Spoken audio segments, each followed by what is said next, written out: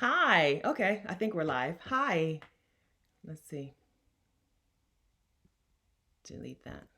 Okay. Hi. Very nice to see you guys. If you're here, let me know in the chat. Say hi in the chat so we can see each other and have a two-way conversation, as two-way as we can be.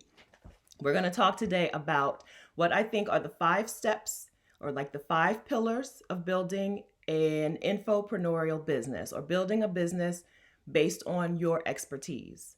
Don't get hung up on the word expertise. We're going to talk more about it, but we're talking about just the 5 things that you need to do to set up your business, whether it's going to be a coaching business or a service or whatever. Set it up so that it's profitable, to set it up so that it can be found. So I have the 5 steps. I have notes here. So I'm what we're going to talk about today, on top of whatever questions you have. We're going to talk about clarifying who your ideal customer is. We're going to talk about creating content that people are already searching for, which is key. I have 2 different infopreneurial businesses, right? So I do house sitter school. I also, on the other end, work for coaches. I'm a virtual assistant. That business is not doing well. It's struggling because I have not done that step. I have not been good at creating content that people are already searching for. Big differentiator, right, between having a business that brings customers to you and having a business where you have to go out and find each and every customer, each and every client. So we're going to talk about that. Also, getting clear on your offer, your money, getting your money right, and how to get in front of other people's audiences. And we're going to talk about email list growth, email list building. So those are the 5 things that we're going to talk about today.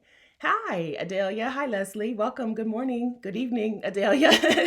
Adelia's in China. Um, yeah, so that's what we're going to talk about.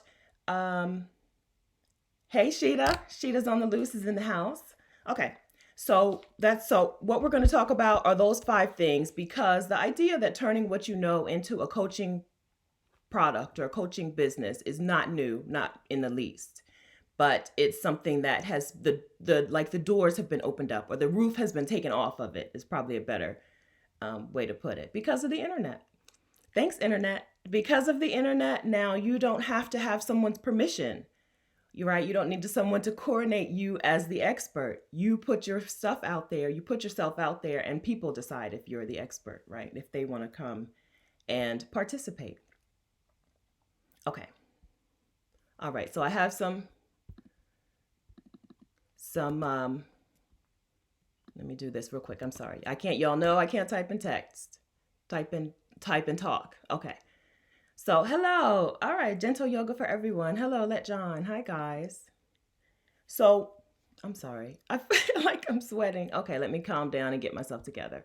Okay, so the first thing that we wanted, the first pillar or the first step is to get clear on your ideal customer. Get clear on who you serve and also who you don't serve. As a virtual assistant for coaches, this is where I see people going wrong.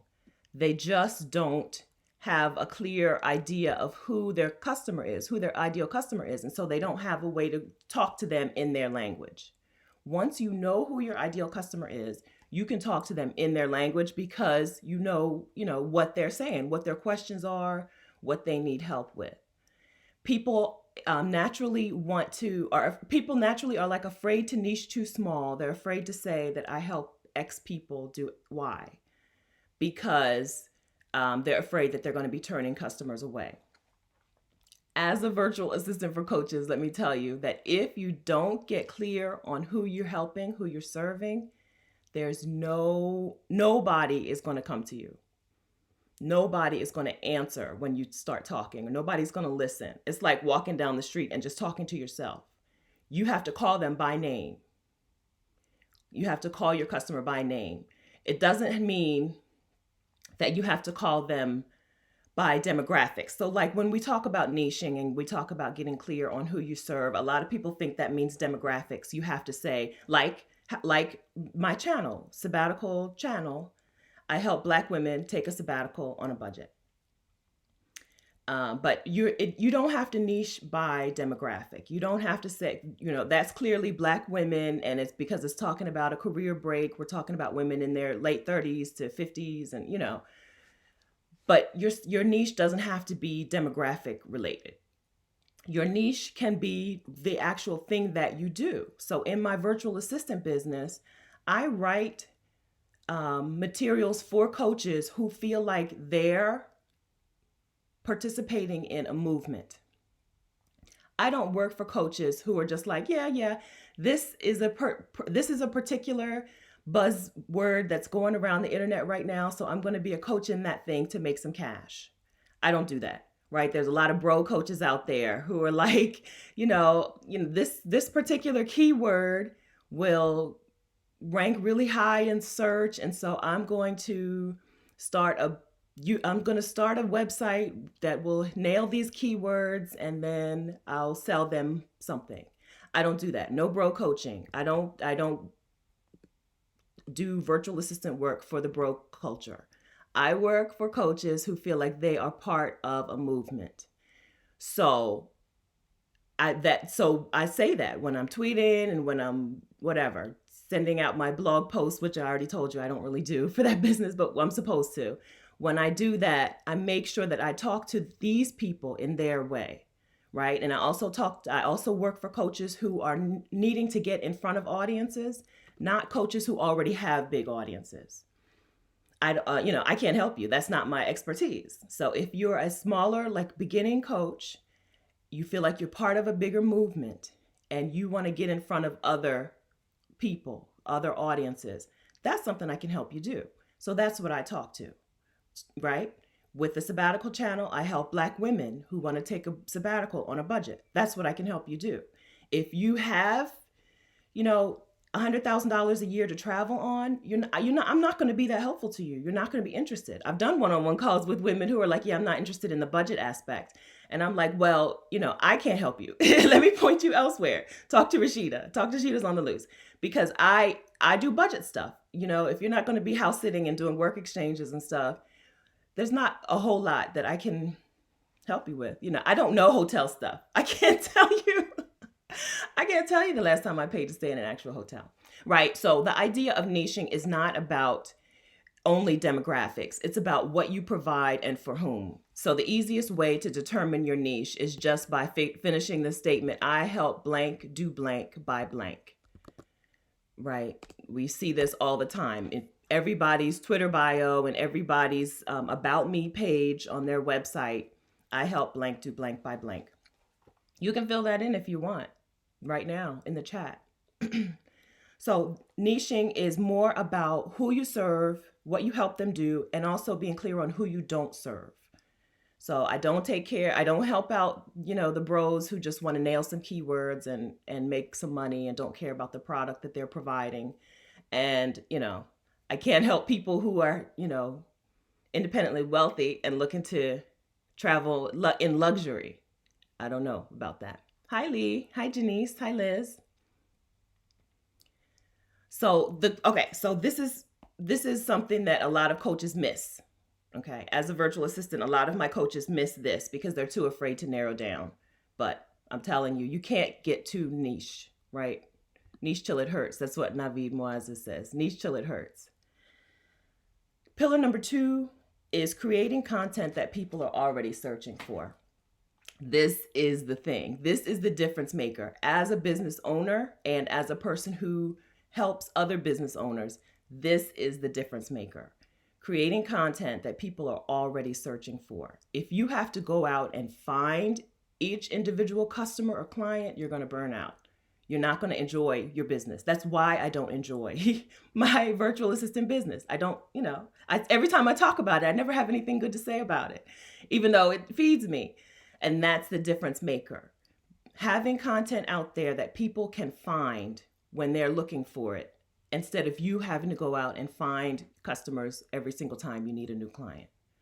The way that you create content that people are looking for is by either having a blog, a YouTube channel, or a podcast. We have bloggers, we have YouTubers, and we have podcasters in our chat right now. Adelia has a podcast. Rashida has a YouTube channel. And do we have any bloggers? Anybody here with a blog but no YouTube channel or podcast yet? So that is the difference maker. not just having a blog or a YouTube channel, but having a place where people can go and where you can nail it in search. Being good at search engine optimization is not optional. It's not an option. You have to do it for your business to survive. We, everyone is looking for the thing that you already do, right? Rashida, I help women find freedom on career breaks. There are women who are searching right now for whether they're searching for how do I take a career break, or am I too old or too young to take a career break, or how much does it cost to take a career break, right? There are women searching for this. There are also women who are searching for, I'm feeling burnout at work. What do I do? Or what if I don't want to retire? If I don't want to travel after, if I don't want to wait till retirement, what are my options, right? There are people searching for the stuff that Rashida is putting out there. So it's imperative that you make content, create content that people are searching for. The idea that you can just have a pop-in Instagram page and make money off of it, I haven't seen it work. None of the coaches that I have worked for have had that work for them. I think you have to sell hair. I think that the people who sell hair, I think, are doing okay with Instagram only. But if you want to create a business, social media alone is not going to get it. You need to be findable. You need some place where people can search for you and find you. And that is a blog, a podcast, or a YouTube channel. Of course, I think YouTube channel is the best option. Clearly, I think YouTube is the best option because YouTube not only is Google's YouTube. Okay, so Google is the world's largest search engine. So when people are looking for stuff, they are on Google, right? But also YouTube is owned by Google. So when you search for something on Google, you can get YouTube search results as well. Okay, so some people are only searching on YouTube for your thing, but some people are Googling your thing. Either way, if you have a YouTube channel, they'll find you if you've nailed SEO, search engine optimization. I don't know how podcasts do with search engine optimization. I don't know. The only podcast app that I use is Apple Podcast, and it's terrible. You can't search for stuff. I've probably been on 15 podcasts, and if you search my name, only about half of them show up. Like, the search on that particular app is terrible. So I don't know how to optimize SEO for a podcast. Danielle from The Thought Card is the host of Women of Color Podcasters. And so she's going to stop by sometime today in the chat. If you're here, Danielle, say hey. So optimizing for podcasts is, I think, more difficult, which is why I'm all in on YouTube. All in. Everybody is already on YouTube. You don't have to explain to them what YouTube is, how to get there. You don't have to explain anything. They know. They're already there and they're already searching for your stuff. So I think that in terms of starting an infopreneurial business, that's the way to go. If you have any questions about how to choose between a podcast, a blog, YouTube channel, leave your comments in the chat. Go ahead. We're here. There are people here who have done this already and are already, and are here who can answer any questions that you have. Adelia is Picky Girl Travels the World, and she says, I hate Apple Podcasts. It's horrible. Yeah, I need to move over to Spotify because I love podcasts. I'm probably subscribed to 80 podcasts, like, not kidding. So I need to move over to Spotify, but I just haven't yet. That's why I have such a negative opinion of search for podcasts. It may be much better than I think it is. You just have to be using the right platform. You just have to be available on Spotify, and people have to be searching on Spotify. So I personally would say YouTube is the way to go. If you think that your content, the thing that you're making content about doesn't jive on YouTube, won't play on YouTube, let us know. If you have questions about like what you do and if it's suitable for YouTube for video, ask. YouTube is not, it's not scary. I mean, it's scary, but it's not hard to get the learning curve up. It's not hard. I made my first videos like 10 years ago. I made some weight loss videos, which are still on the channel. But I relaunched in 2019 in June, and I've done 70 something videos, I think so far, 60 something videos so far. And now it's no big deal. I remember before that first video how nervous I was in June 1st. I was terrified. I didn't even put it out on June 1st. I think I couldn't put it out until June 2nd. But it's not as scary as you think it is. Lee says, I was an entrepreneur with a small but solid computer support business before having children. Now that they are all fairly independent, I'm excited to get back into it. You're welcome, Lee. Are you considering the same field, or are you changing to something else? Let us know if you're going to switch gears, or are you going to go back to computer support? I'm sorry, I'm scrolling through comments. All right. Yeah, so the idea that you can just make content and people will find you doesn't happen. It doesn't happen like that. So you have to be good at search engine optimization. It's not as hard as people sometimes make it seem. It's just a matter of making content that people are searching for. I'm participating in the Creatress Summit June 1 through 5. The Creatress Summit is hosted by Saida Murphy, who is a Black woman. I believe she's in California. She's a Black filmmaker. And she's hosting a summit where other Black and brown creators are coming and helping people get their media game up. And I'm talking specifically in the summit about YouTube SEO, how to get found on YouTube, how to market your business on YouTube. So if you're interested, the link to that is here. It's a free summit. You can get a free pass. If you're interested in keeping the material so you can go back to it later, you can also buy your pass. So that link is in the chat, and then I'll put it in the description if you're watching the replay. By the way, if you're watching the replay, hi, make sure that you subscribe. All right, so Wanda says 80 podcasts. Yeah, I subscribe to a lot of podcasts. And if somebody stops making a podcast, like I go and look for another one to fill its place.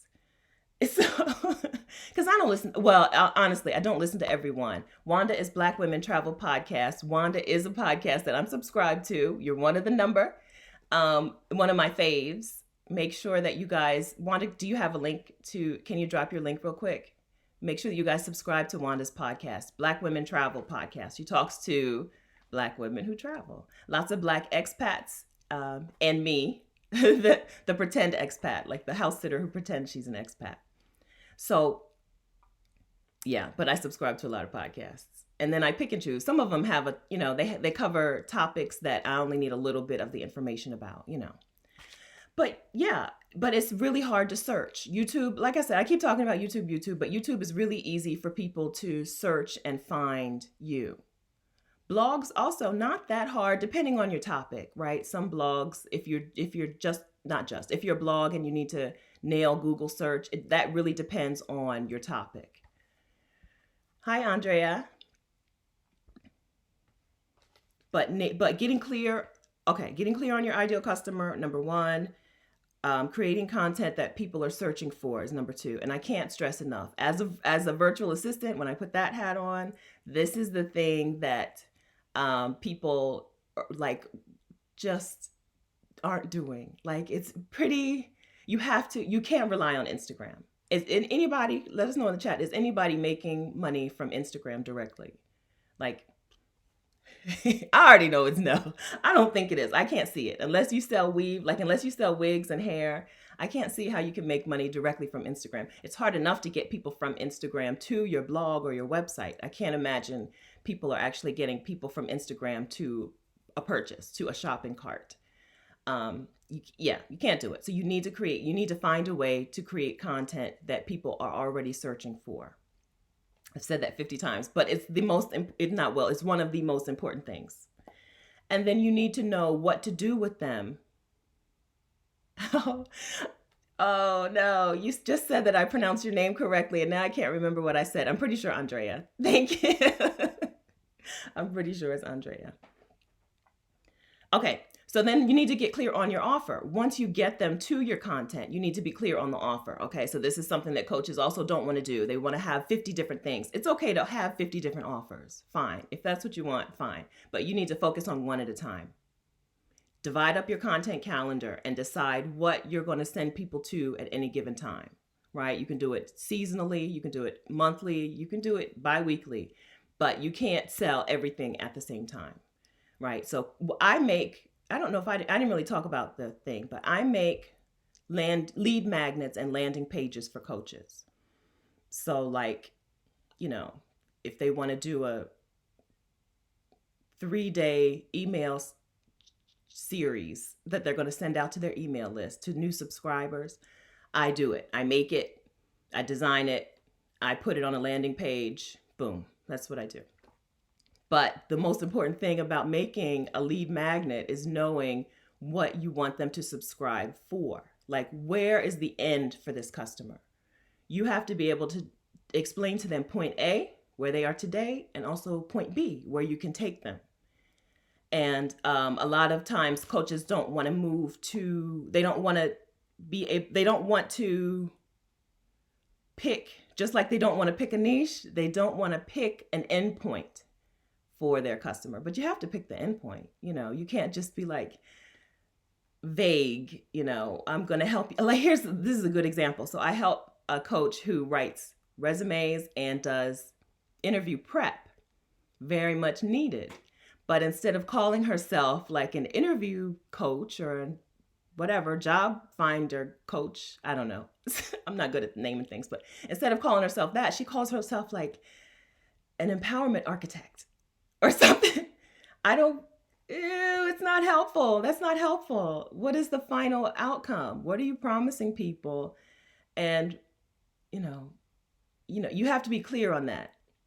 And so like G Nantra, I don't know if G's here today, but Gertrude Nantra has a YouTube channel talking about this kind of thing. She has a video called How to Create Digital Products. You Are Expert Enough.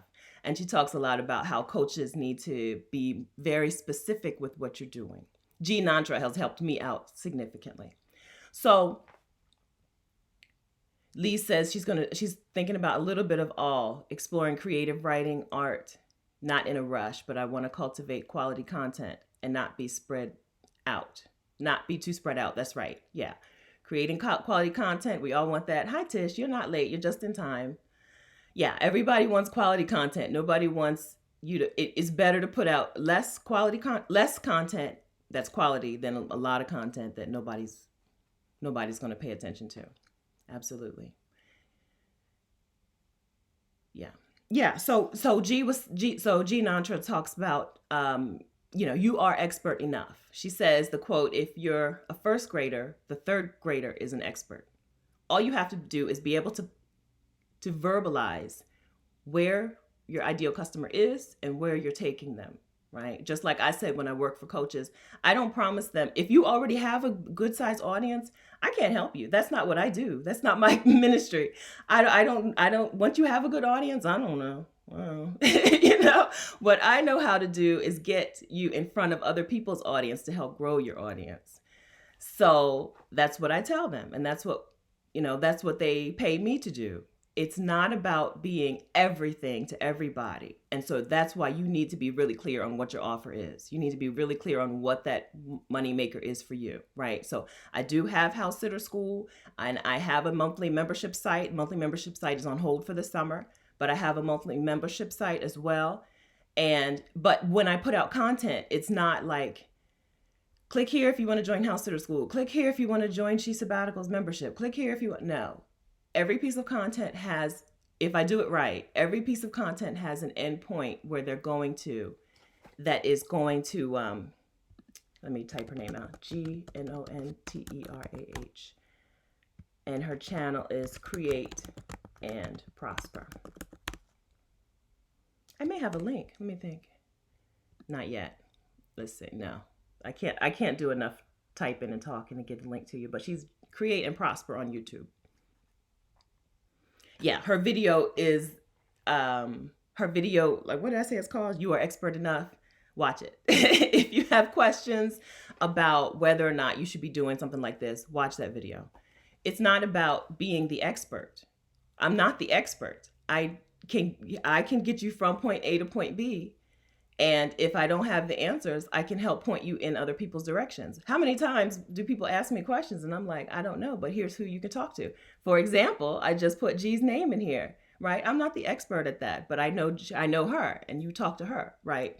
So you don't have to see yourself as the expert. You don't have to position yourself as the expert, just the guide. There's a difference. All right. Okay, so 5 pillars. We've got get clear on the ideal customer, create content that people are searching for, get clear on your offer.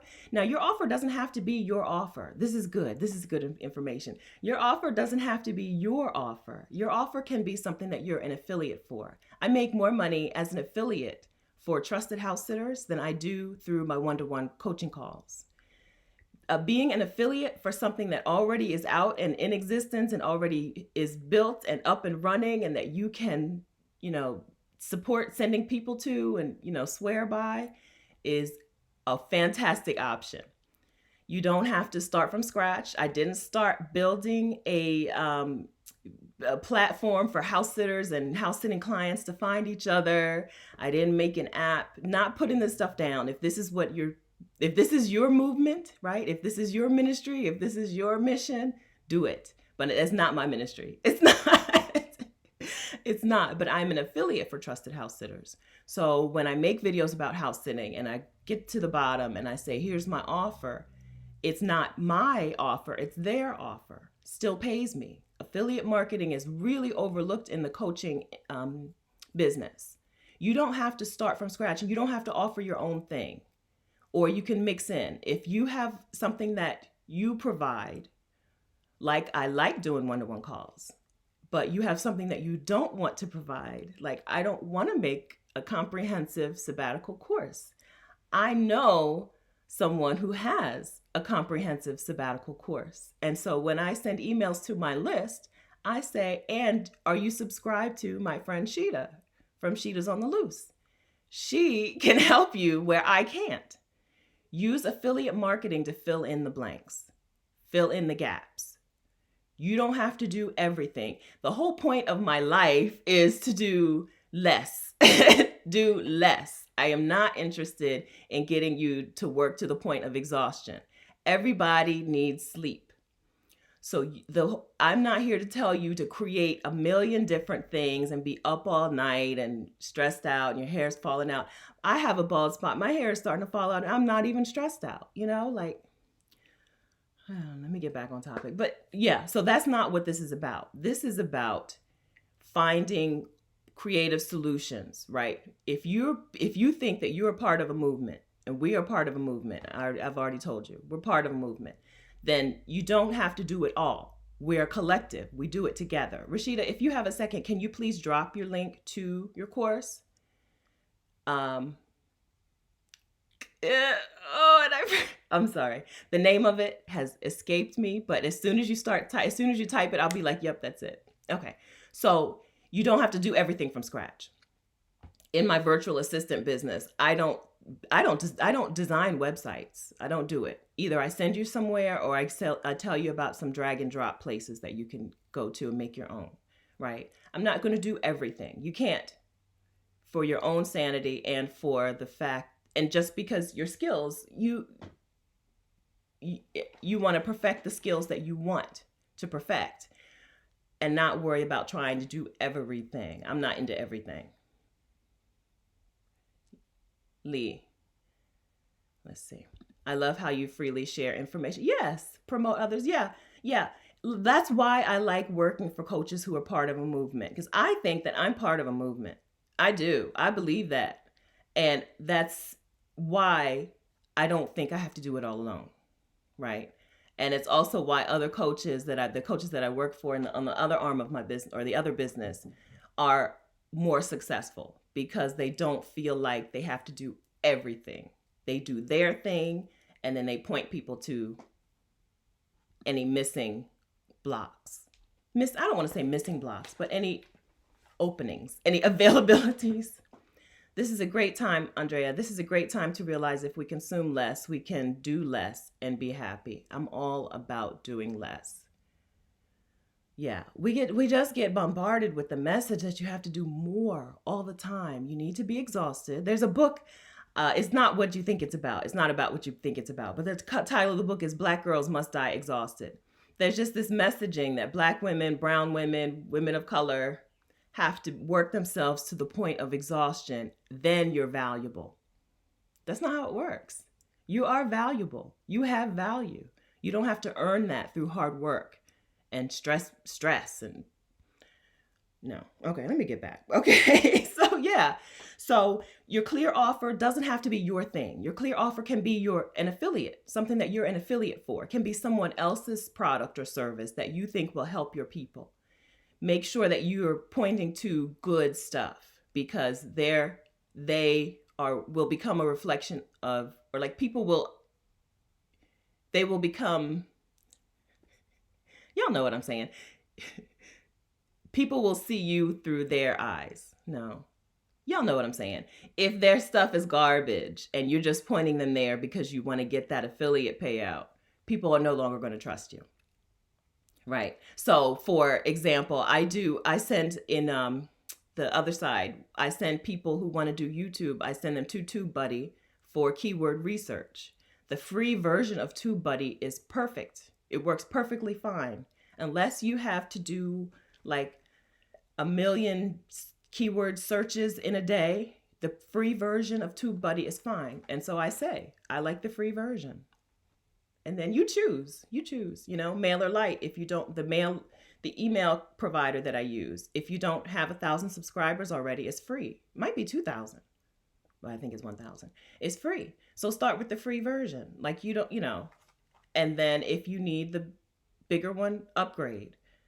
So anyway, so I tell people, that, and don't try to sham them, right? Because the whole, from burnout to that's it. Rashida's course is from burnout to bliss. I knew that.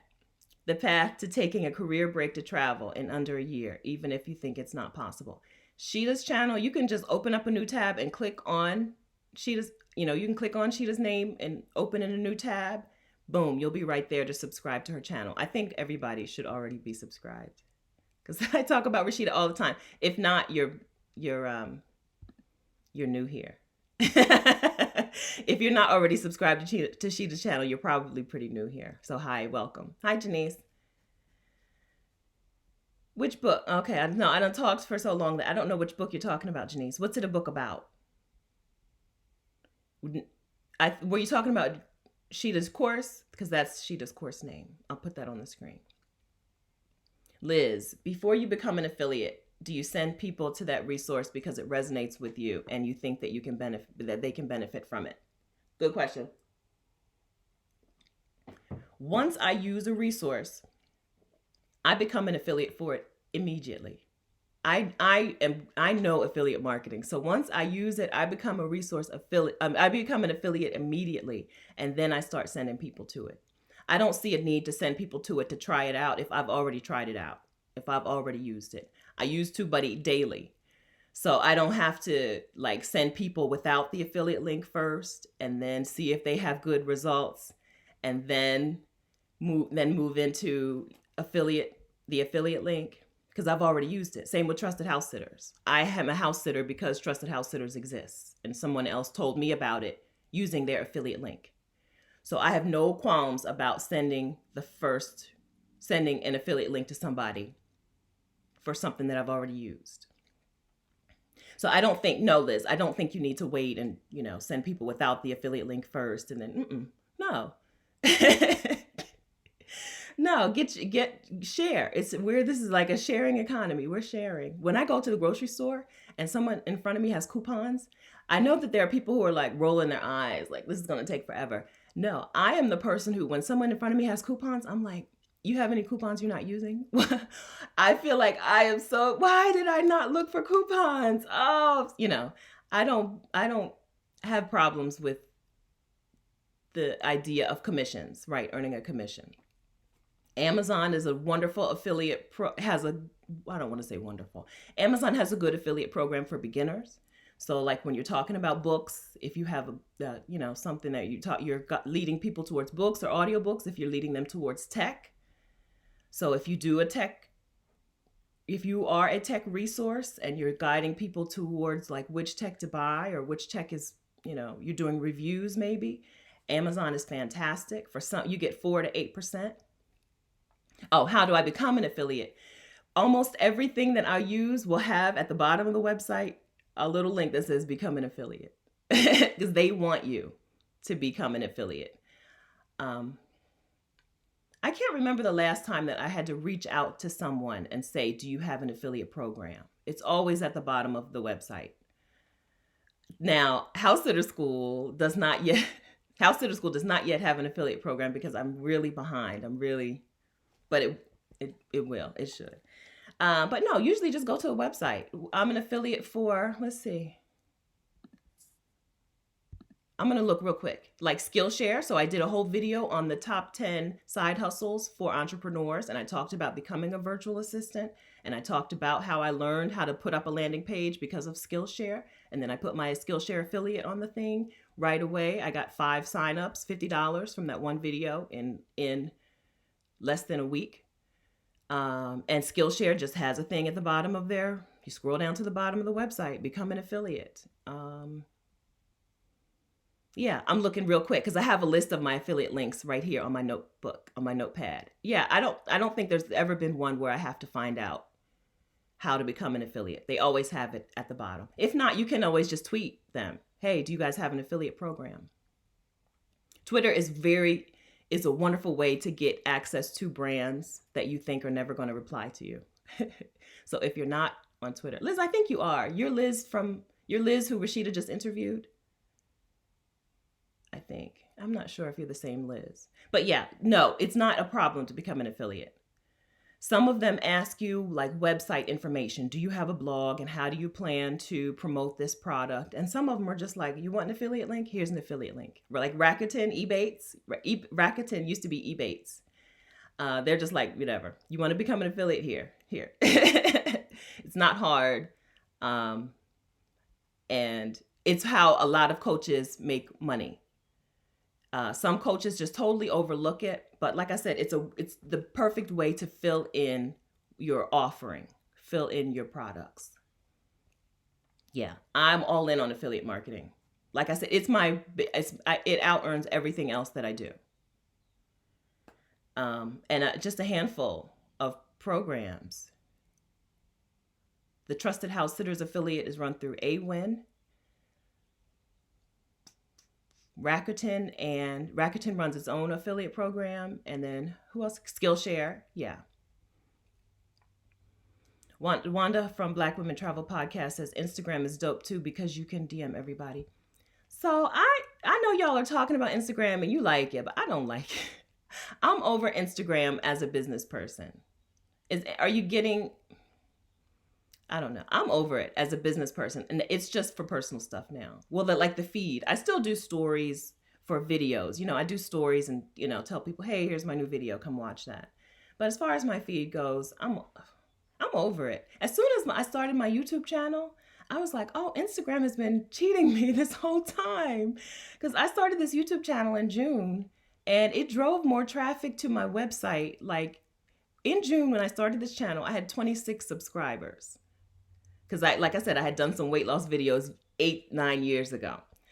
But that first 2 weeks, I want to say, it drove more traffic to my website because I started out with two weeks of videos, like a video a day in June almost. It drove more traffic and, I see what you mean, Wanda. Okay, now I see what you mean. It drove more traffic. So YouTube drove more traffic to my website in those first 2 weeks than Instagram had all year. YouTube drove more traffic in 2 weeks than Instagram had in 6 months. So, but you're right. Instagram, you can DM people in Instagram too. I find an actual tweet in Twitter works better than a DM on Instagram or a DM on Twitter. That's just me. That's been what I've seen. Because some people's Instagram DMs are bananas. Mine, even mine gets backed up a lot. But I find that a regular tweet is a really good way to get info from people. It's a really good way. So don't sleep on Twitter. Even if you're not going to be on it regularly, have a Twitter account set up so that when people share your information, you can get notified. It's a wonderful way to do that.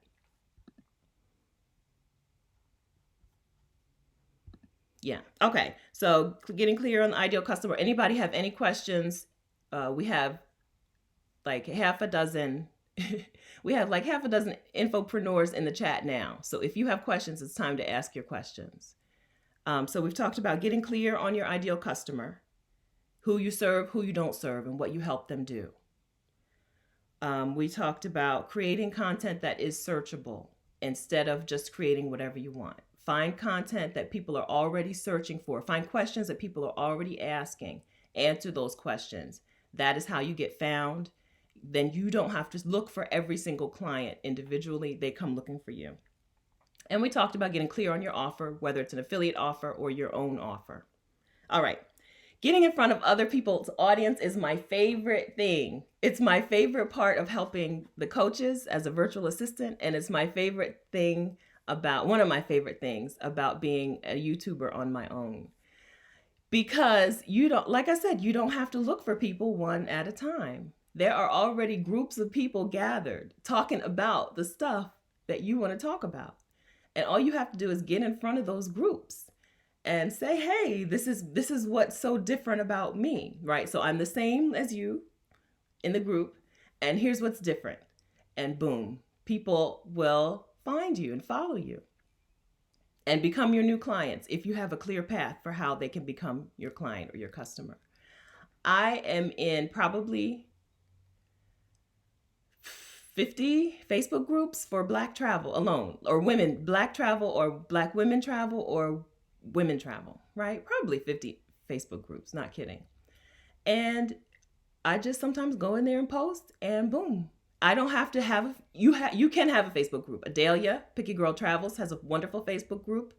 Solo Sisters, Wanda, as we know, has a wonderful Facebook group that we talk about all the time. Black women, digital nomad entrepreneurs. But if you're at a point where you're just starting, it's not too early to start a Facebook group. Okay. I'm not saying start later. I'm saying if you don't want to start a Facebook group, right? If you're in my boat and you don't want to start a Facebook group, there are already groups out there who are talking about the thing that you want to talk about, who are asking questions that you can answer. And man, is it a wonderful way to get people to your content, your blog posts, your YouTube videos, your podcast.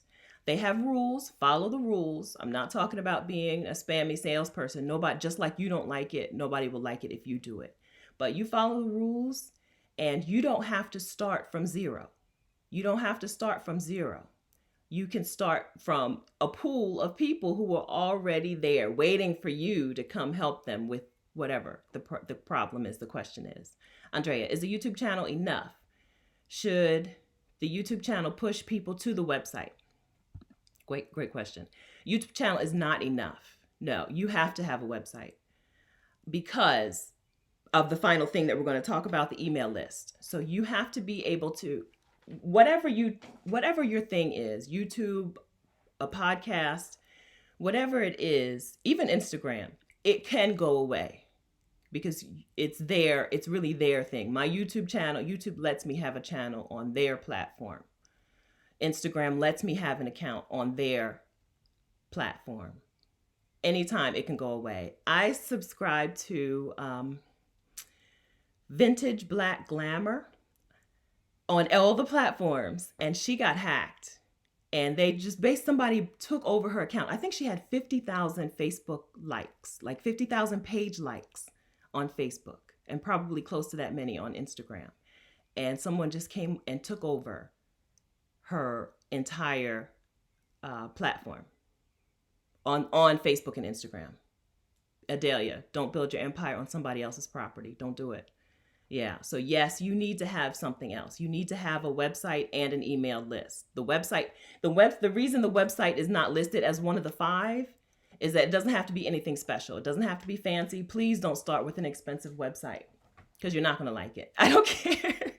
How much effort you put into that first iteration, it's not going to be long before you don't like it. Anybody in here still like their first website? If it's more than a year old, I don't like either one of mine. The website that I use as a virtual assistant is trash. It's trash. It's surprising. You would think that nobody would do business with me because of how terrible my website is, considering what I do, right? You would think that they'd be like, but people don't really care. They don't care. I don't have a logo. Neither of my entities have a logo. And I still make money. Nobody cares about that kind of stuff. So you don't have to make it pretty. It doesn't have to be, it has to be functional. Your website, your YouTube channel, or your blog or your podcast has to have ways to point people to your website so that you can capture their information and be able to contact them whenever you want through email. So yeah, you do need it. That's why my specialty is making lead magnets. They're called lead magnets or freebies, like anybody who gives you a freebie, right? I have a freebie. Oh, where do I have a link to it? Let me give you this. So this is something that usually I would ask people for their email address for, but I've set it up separately for you guys. So you don't need to give me your email address. So this is a resource list that I give to coaches who want to start YouTubing so that they can, get the basics up. And I give that to them in exchange for their email address. I put out the link. They come to my website, which is Social Stephanie. They give me their email address. I give them this free thing. And now I have them on my email list and I can email them anytime I want. I can email them with my offers, with my affiliate offers. But yeah, you have to have some sort of website and some sort of way to capture people's email addresses, because you never know when it's going to go away, when YouTube or Instagram or Facebook or whatever is just going to disappear. Because Facebook's been down a lot in the last year or so. And, that just means whatever you had planned is not going to happen for that time. And you can't contact people about it. So imagine if you were launching something and Facebook's down for half the day. You can't contact your people if you don't have any other way to contact them. So yes, always get people from your big three, from your blog, your podcast, or your YouTube channel. Always get them over to your website. I have a few different ways that I do that. Here on this channel, I do it I have a list, right? 50 cities where you can Airbnb for $500 a month. People like that. I have the house sitting pitch letter. So I say, if you want the actual email that I send to people to get booked to house sit, go to my website, click on this link. Then they come over to my website and I have their email address. Anything else? And then the 5-day challenge. 5-day challenges are wonderful. I love it. When I work for coaches and they're like, I don't know what to do. I'm thinking about a quiz. I'm like, we're doing a 5-day challenge. I don't even care what you had in mind. We're doing a 5-day challenge. 5-day challenges are wonderful. And you can do them more or less hands off. But you have to get people to your website to sign up for the challenge, to your website or to your landing page to sign up for your challenge. And then you can contact them indefinitely until they say, don't contact me anymore. So yeah, Andrea, yeah, no, did you ask that, Andrea? Yeah. So yes, you do have to have something else, but it doesn't have to be elaborate. You can do the free, you can do the WordPress. I know this, but I can't remember it. It's like with Rashida's course name. I know it, but I can't remember it. So the WordPress, for an annual WordPress website, I think the first year is something like $39. And then you can get hosting on SiteGround for the first year for under $50. So, and then a domain name for like $12. So for about $100, you can have the starting blocks for your business. I think those are in my resources list. It's not just YouTube stuff. So in that resources list that I clicked to, I probably didn't put prices because I didn't want to have to go back and update it when things change. But yes, you have to have another platform, even beyond YouTube or the podcast. If you're blogging, your blog is probably on your website. So a little less work that you have to do, or a little less like setup that you have to do. But yeah, you have to have that website. But don't spend a lot of money. Nobody answered my question, but I'm pretty sure that everybody who has had a website for more than a year hates their website. So don't put a lot of money into it in the beginning. Do not. $100 or less to get yourself started, because you're not going to like it. No matter how much you spend on your first version, you're not going to like it. You're going to want to change the name. I'm so ready to change Vicarious because I picked a name that I have to explain every time. It's about vacationing vicariously through me, but I don't want you to do that anymore. I want you to do it on your own, like every time. I say that every interview, every guest video. So just be easy on yourself and don't go all in with the money on the website and the logo and all that. My logo never looks the same. Sometimes it's blue and pink. Sometimes it's purple and coral. Sometimes it's mauve. And yeah, nobody cares. No one cares about that kind of stuff. So get yourself off the ground and running as quickly as possible, and don't get caught up in that kind of stuff. Okay, so in that one, we talked about the two things, right? We talked about other people's audience and emailing lists. Danielle from the Thought Card podcast, as I said, is the host of Women of Color Podcasters, and she has a podcast pitching resource, like how to pitch. It's not only helpful for podcasts, it's helpful for everything. How to pitch how to pitch yourself to get in front of other audiences. This is the thing that coaches are always like surprised when I do for them, surprised at how much it moves the needle for them. Again, if you're building your business one client at a time, you're going to get burned out. You're going to hate it, which is why I don't like my other business. It's just annoying. And you spend more time on that than on the stuff that you really like doing. So don't do it. Find other audiences and talk to them. Anybody who runs a Facebook group will tell you they need people to post in their group. Anybody who has a podcast who does guest interviews will tell you they need guests for their podcast. So learn how to get yourself in front of them, and it's a win-win. You get on the podcast, you teach what you need to teach, give value, and then you say, hey, here's my free thing, my freebie, my lead magnet.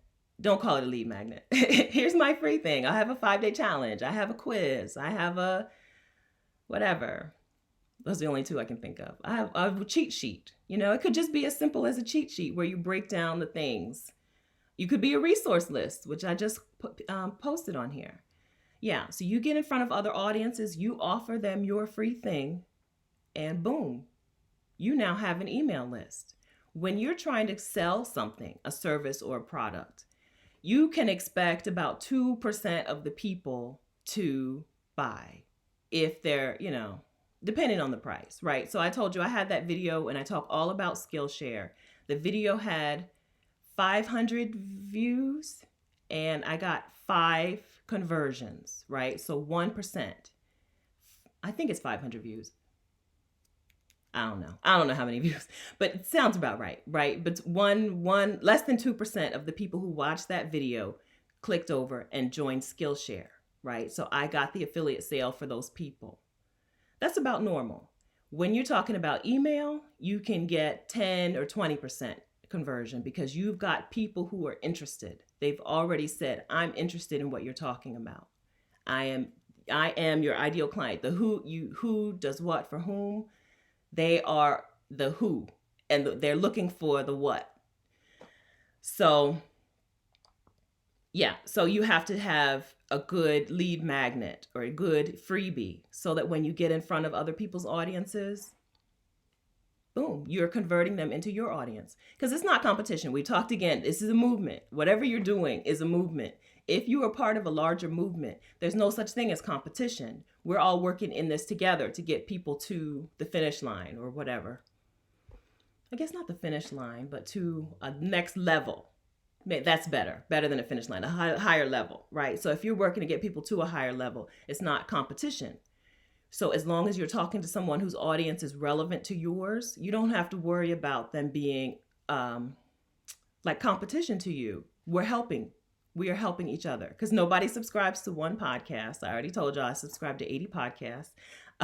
Roberto Blake had a little poll and he said, look to left on YouTube. Tell me how many YouTube channels you subscribe to. I'm subscribed to 372 YouTube channels.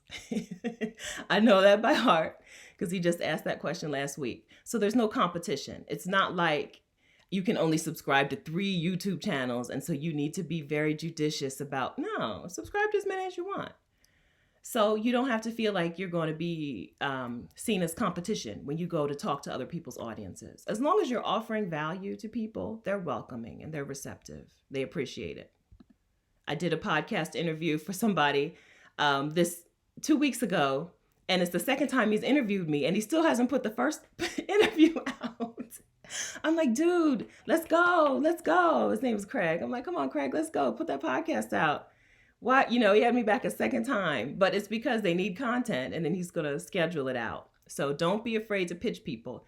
Danielle's pitch, I'm going to put, when you watch the replay, or if you watch the replay, if you come back here, I will have a link to it. I wish I had a link to it right now. But Danielle has a $10, I believe it's a $10 resource that teaches you how to pitch to be on other people's podcasts. And it would work for YouTube and blog guest posts and virtual summits and stuff as well. All right, friends. So tell me, any questions? Let me look through.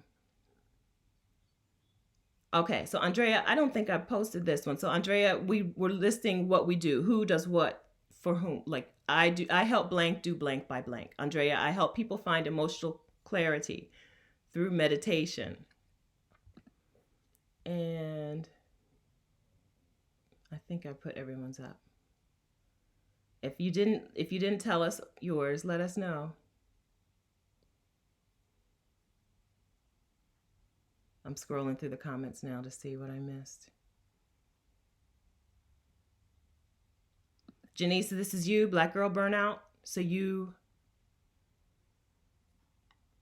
put it in you help Black girls heal or avoid burnout, or you help them what? And by what?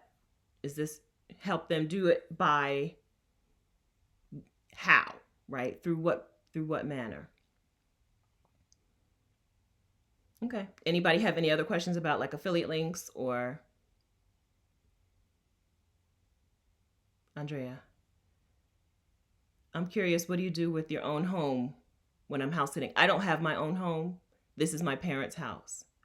I have like 4 Rubbermaid containers full of stuff and a closet. There's a closet full of stuff, and that's it. I don't have my own. So that's not helpful. Some house sitters do. I house sit for people who have their own home, and then when they go house sit, I come and stay in their home. So that's an option for you, especially if you have pets. If you have pets and you need somebody to come in and take care of your stuff while you're gone, boom. You become a house sitter and you get a house sitter at the same time. Trusted House Sitters has like a joint membership because each one of those people joins separately, right? Like, but they have a joint membership where you can be a house sitter and get a house sitter at the same time. But so we have a lot of women in the chat who have taken time to travel. Oh, the Black Girl Burnout book. I'm sorry, Janice. Okay, it's called Black Girls Must Die Exhausted, but it's not about it's not about that. I was just saying the title, but it's not about that. As a homeowner, I'm jealous of your freedom.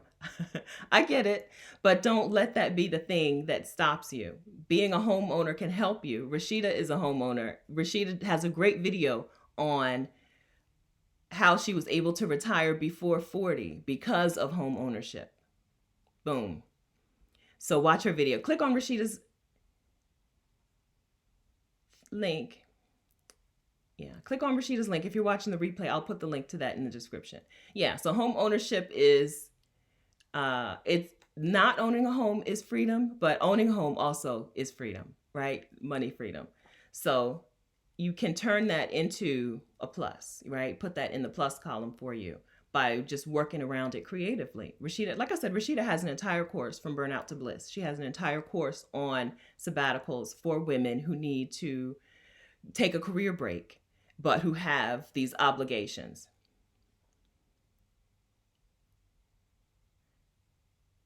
I missed it. Sold it. I missed it. I don't know. I'm missing something. The I'm confused by the chat. So yeah, I'm confused by it. But I think that's not, I don't think she's talking to me. Okay. Yeah. So, okay. So we've gone over the 5 steps. You don't have questions, guys? No questions?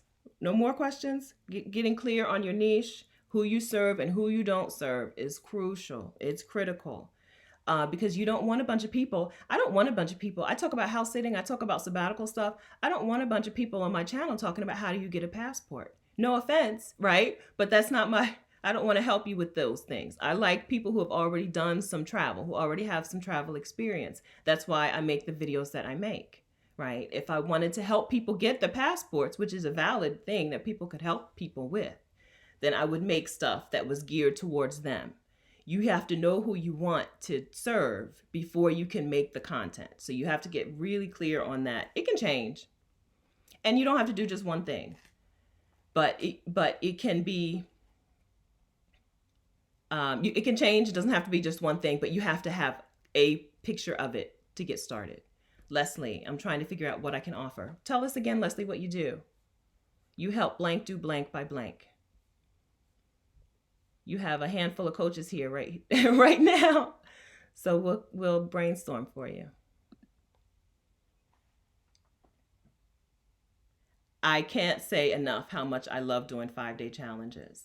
Let me hold on. My sabbatical money 5-day challenge I do through email and through a Facebook group. So we do the email and then I do 3 Facebook live streams, I guess, throughout the 5 days. But a lot of my coaches just do an email, no Facebook, right? Some do all Facebook with just a quick email, right? My email is a lesson, basically. It's a lesson. You could do some sort of video lesson, but they help the client or the customer. They help them get to know you, right? A quiz is fun and it's cute and you can customize a quiz and you can get a lot of information on these potential clients from a quiz. Quizzes are good, but they don't know you. You get all the information on them, but they don't feel any real attachment to you. You know, they take the quiz, they get the results, boom, they're on with their day. And so I like ways that help. I like lead magnets that help people feel like they get to know you so that they are subscribers, so they become subscribers and become your champion. They go out and tell other people about you. That's why I'm all in on 5-day challenges. I think that they're the best. But other things work. And like I said, quizzes are easy. In that that's not in there. But I do have I use Interact as a quiz maker. Easy. And I built my list to the first 100 people that I got on my list were from that quiz. And I still get a trickle now and then. Okay, Leslie, I'm a working executive who wants to own my own business. All right, so what do you want to do? What is your expertise, Leslie? What is the thing that people ask you to help them with? Oh, Sheeta says my resource is so beautiful. The resource list. This is what I do. So that's what I do for coaches. When I was doing it, when I was putting it together, I remember being like, well, the stuff I do for other people is always so much nicer than the stuff that I do for myself. So I was like, let me take some time and make sure this is cute. Because when I'm getting paid by other coaches to make their like resource lists and PDFs and stuff, I'm like, I look back, I'm like, man, that is bomb. And then I throw my own together in 10 minutes because who wants to take time to stare at their computer? But I took some extra time. Thank you, Sheeta. So y'all get your resources list so that you can see what tools I recommend as a VA that help get coaches off the ground. Leslie, all I know is that I want to travel, but not sure what I can offer. Okay. I want to help women of color particularly. So this is the same question. What do people ask you to help? When people naturally just come to you, what do they ask you about? People come to me about house sitting. I used to just post on Instagram, right? Just so that I could keep a track of what I was doing and, my friends and family could see what I was doing. And then people started coming to me like, how How do you pay for this? How do you fund this life? I know you were a pharmacy technician. I know you used to make $20 an hour. How are you traveling for a full year, right? So that was the first thing that people started asking me for. And then when I started house sitting, how did you become a house sitter? How can I become a house sitter? So think on the things that people come to you for. It also needs to be something that you're okay with talking about for 3 years. Like, not kidding. I don't know anybody who's grown a business from scratch into a business that's profitable who's not talking about it all the time, everywhere they go, for at least the first 3 years. Every interview, every conversation on podcasts, every time you're in a Facebook group posting, you're going to have to be able to talk about this thing for 3 years, right? Because I could also do, let's see, if I had not done sabbaticals and stuff, I could probably talk about some other stuff, but I wouldn't want to talk, there's nothing else that I would want to talk about constantly. Even my VA business, right? Like, I don't talk about it that much. I don't enjoy it. I don't,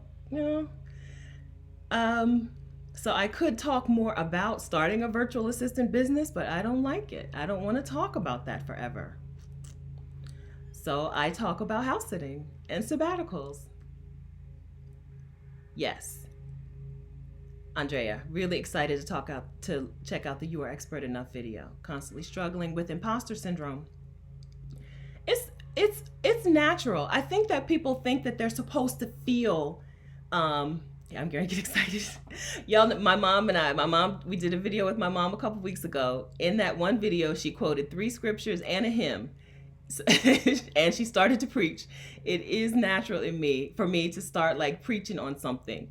So this is something I'm going to try my hardest not to just bust out into a full-on sermon about this. You're not supposed to feel comfortable. You're not supposed to feel like you're already at the end, right? You're starting. You're not supposed to already feel like you're the most confident person. It's okay to not be confident, Nobody looks at a baby who's learning how to walk and they're like wobbly and stuff. And it's like, oh, that baby is so stupid. Why is that baby not standing confidently and taking steps? Why is that baby hesitating between steps?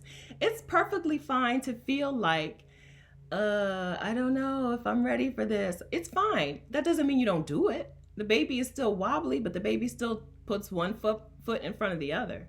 It's perfectly fine to feel like, oh, am I ready for this? Am I expert enough? It's fine to feel that way, but you still do it.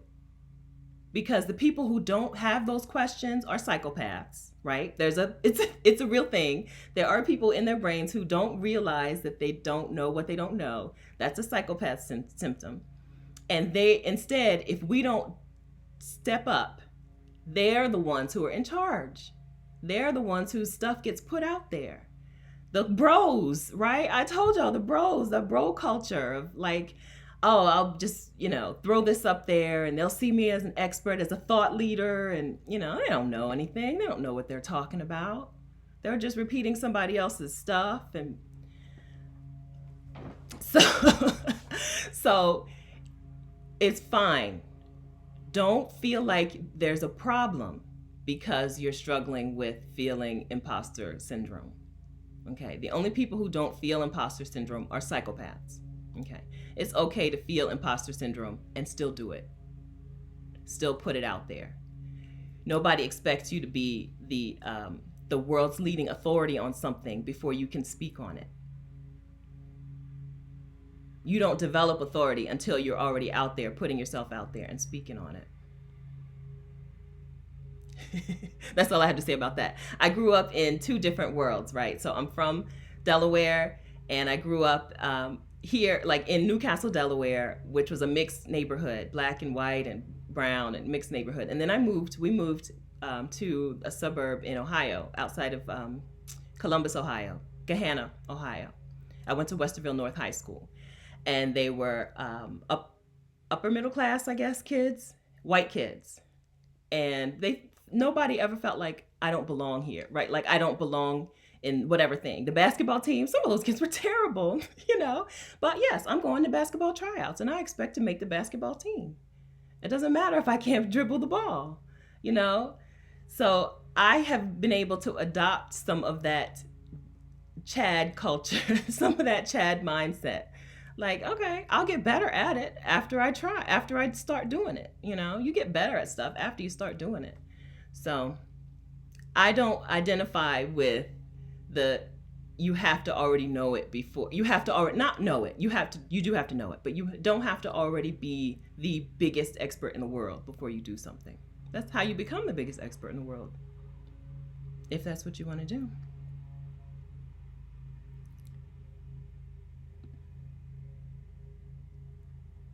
Tish, okay. Okay, y'all. Finally, finally we're talking in the chat. All right. I'm in the same boat, not knowing what I can offer. I want freedom. I want to live my dream, and I want to help other women do the same thing. So are you guys, let me keep scrolling. Are you answering the question, what do people come to you for? Like seriously, I'm not kidding. The resume thing is real. Like I write for, I don't work for her, but I do work for a coach who does resumes and interview skills. She helps people prepare for interviews, and she's making good money doing it. Now like I said, she calls herself empowerment architect or something like that. Doesn't I don't like that, but I'm not the boss of her.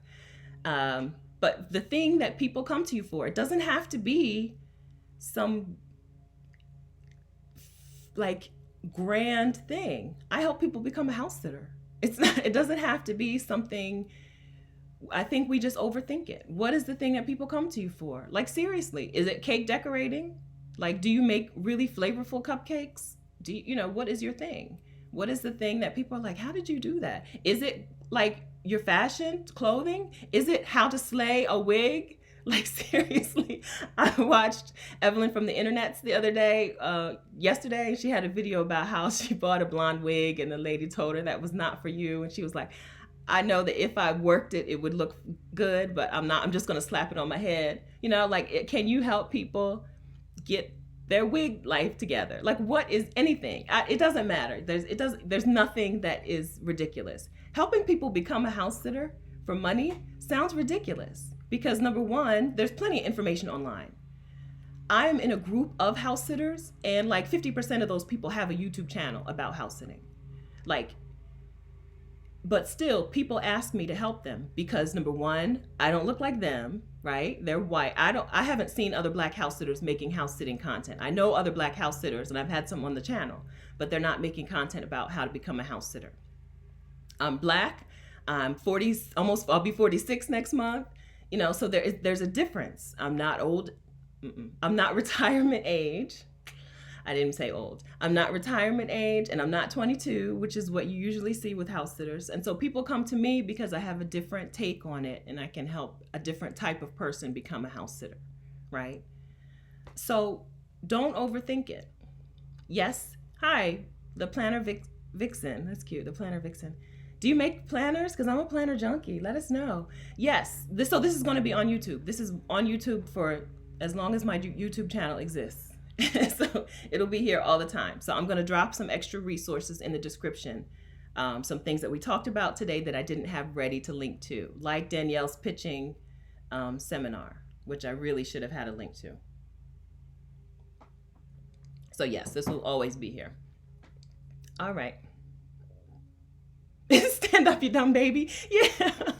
I say a lot. I say that when people are watching like baby videos, I'm like, babies are stupid, because we don't think that, right? Nobody ever says babies are stupid, but you think that about yourself when you're learning something. But everybody has to learn it. You don't come out knowing anything. Babies don't even know that. Babies come out of the womb thinking if they just go, some milk will show up. They don't even know.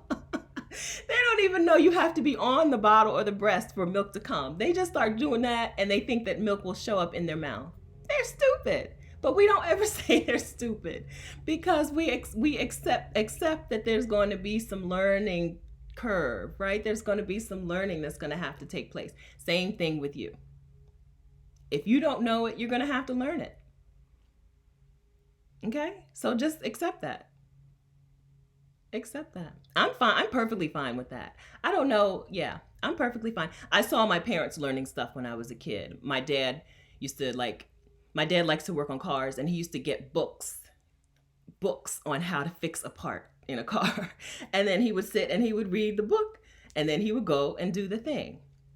So that was a really helpful lesson from the beginning. Like, I don't remember my dad not working on cars, and I don't remember him not getting those books. It's only been recently that he stopped getting books on how to fix cars. The internet has changed everything for him. But yeah, I'm perfectly okay with having to learn something, and learn it as I go. That's fine. That's fine. I'm fine with it, and everybody else is fine with it except you. Like, the person who's doing it thinks that everybody expects you to already know everything. Nobody expects you to already know everything. They expect you to learn. Andrea, I'm definitely not a psychopath. Yeah, it's true. It's true. They're the only ones who don't struggle with that. They don't. And that's why they're in charge. Psychopaths don't struggle with, oh, I'm not qualified, I'm not this, I'm not that. And they don't struggle with that, and they run everything. Most CEOs are psychopaths. Most international business CEOs, they're psychopaths. We know that. Okay, I felt that way. I needed to be a world-leading authority expert. Janice, girl. No. You need to be able to clearly say, I can get you from point A to point B. That's it. That's all you have to be able to do. If you can tell people where they are and where you can get them clearly and actually get them there, that's it. That's all people want. That's all they want. And you need to make your price set the price accordingly, right? Don't give them $100 worth of benefit for $50,000. Also, don't give them $100 worth of benefit for $8, right? That's a different lesson. That's a lesson that I have not yet learned. But I don't want to talk about that. I don't want to talk about that because I don't want to talk about that. But yeah, all you have to do is when you can say, I can get you from point A to point B and get them from point A to point B. Boom. You have a business. I say I can help you book your very first house sit. That's it. That's it. Right? Or Rashida's course. Let me see if I can scroll back up there. Rashida's course, From Burnout to Bliss. She is very clear on help. Here we go. Add to the broadcast. I can help you plan to get a path to your career break in under a year. That's a path. That's A to B. A to B. That's it. Like, nobody expects you to, and that's why I really like people's, as when I'm working with coaches, I really like when they put their thing in their product name, even in their business name, right? Tell people what you're doing in the name, House Sitter School, right? I originally wanted to call it Luxury for Free. That's cute, right? That's really cute, but it doesn't tell them anything. It tells nobody anything, and I have to explain it all the time. So boom, it's called House Sitter School, right? So put your result. If you can put your result in your name, from burnout to bliss, that sells itself.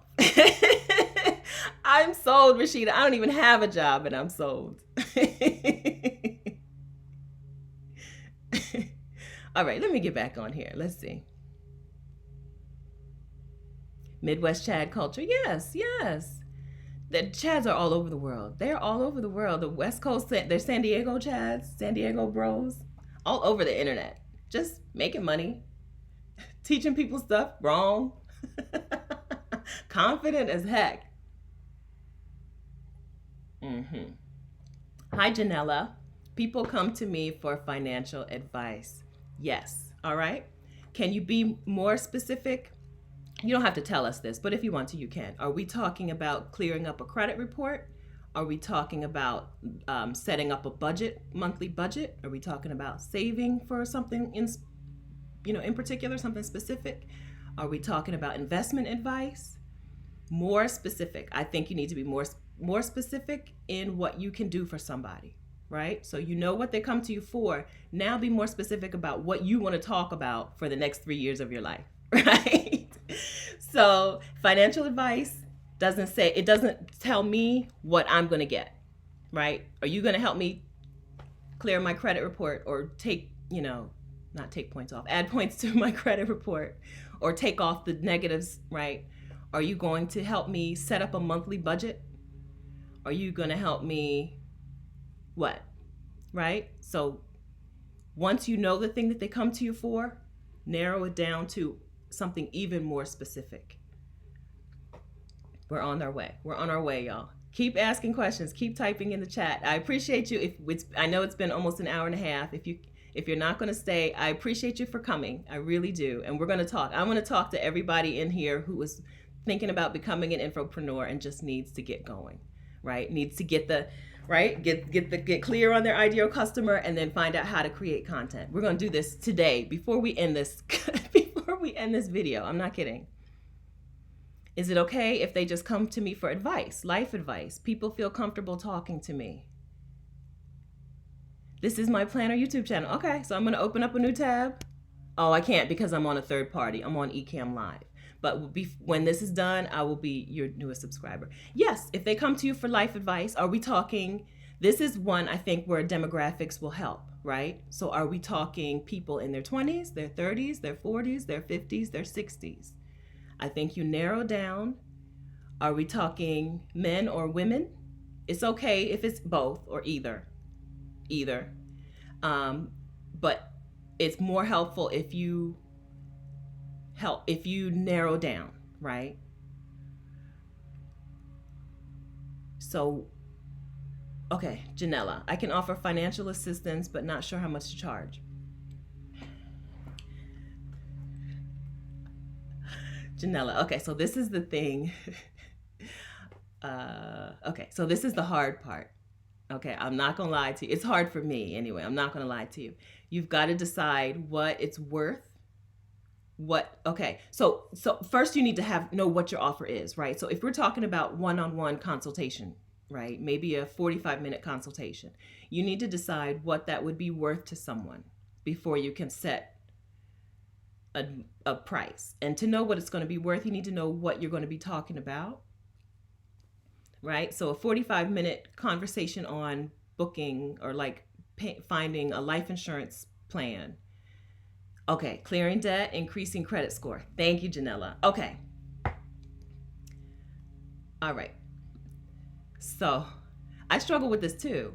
So the people that I follow, right, the coaches, like the people who are putting information out there, who I would consider online mentors, would say, you need to be clear on how much it's worth before you set the price, right? So how much is it worth for someone to get their credit score cleared up? And then you can decide what you're going to charge. And also, like, what kind of customers, it's okay to take your customers' ability to pay into consideration. I'm fine with that. A lot of people don't talk about that, but I'm fine with that. Like, if you want to help people who are lower income, then you're going to have a lower income entry point. And if you want to help people who are higher income, you would need to have a higher entry point, right? Your fee would need to be higher. Also, Janella, you can do, if you have you done this already for someone for free? It's okay to work for free in the beginning. It's going to teach you more than you would get probably in the cash. Okay. I did my first maybe 2 months of one-on-one calls for free. Maybe not that long, but I did one-on-one calls in the beginning for free. And I built House Sitter School around the information that those people, or the questions that those people asked me in those calls. So it's okay to start for free. I'm not one of those people who's like, don't work for free. It's okay to work for free because you're going to be able to flip it. I shouldn't say flip it. That sounds bro-ish. But you're going to be able to get money on the back end because the information, the questions that they're going to ask you are going to turn into your product or your service. And then you're going to make money from that. And also, don't forget that you can get affiliate sales. So let's say you help people with credit and you're an affiliate for a credit card issuer, because credit cards have affiliate programs as well. Say you're an affiliate for a credit card issuer who helps people with lower credit scores establish their credit, So maybe you don't make much money as a one-on-one coach, or maybe you do. Maybe your one-on-one calls are a little lower priced because you're going to get affiliate payouts on the end. So, okay. So as you can see, I'm struggling with this one particular question, Janella, because it's the same thing that I struggle with. I just try to figure out what it's going to be worth to them and then charge less than that or charge around that, you know. House sitter school is underpriced, and Rashida told me that before. House sitter school, I charge them. I don't want to say the price because I may raise it very soon, but I charge a price for house sitter school so that you can get started house sitting. And then boom, you can have free accommodation anywhere in the world at any time.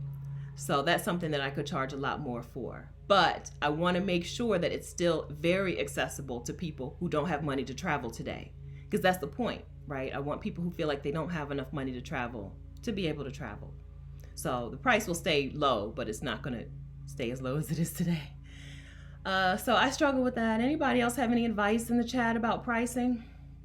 I know you can tell. I'm not good at that.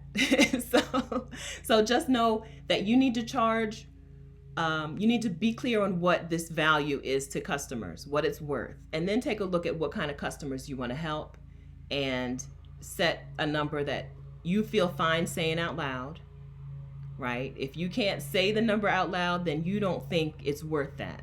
So make sure you're clear on how much it's worth and go from there. It's okay to start for free. I'm perfectly fine with that. Don't stay free very long. Like not more than a few one-on-one calls. If you've already done some one-on-one consultations, then don't do free. But if you've never done them before, it's okay to start for free. And then you'll know what kind of questions people are asking, so you'll be more prepared in the long run. Planner Vixen, people, okay, demographics for life advice, life coaching, like people in their late 20s and 30s, so I think they're still millennials, right, who are capable of doing more in their business but struggling with anxiety and depression.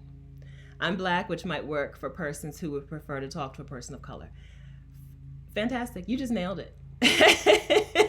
You nailed it, right? You help. Okay, so wait, I do have one question. In their business, meaning they own their own business, or do they work? Are we talking about at work when you say people in their business?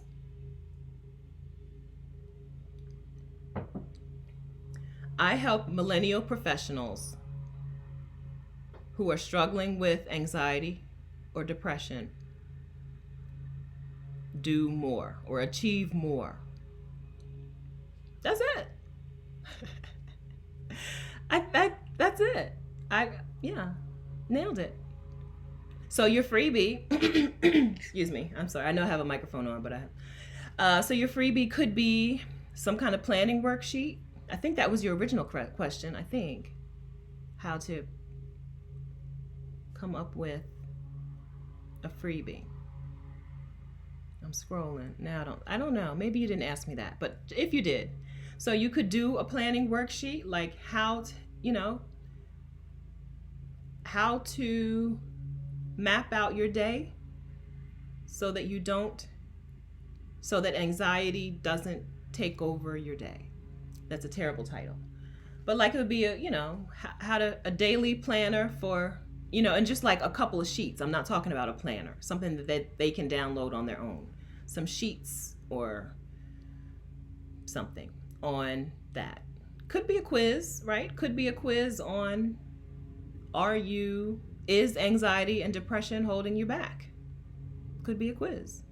Could be an email series, a 5-day challenge. 5 days. Dr. Aku from last week's video, did anybody sign up for her 5-day challenge? That's an example of how to run a 5-day challenge.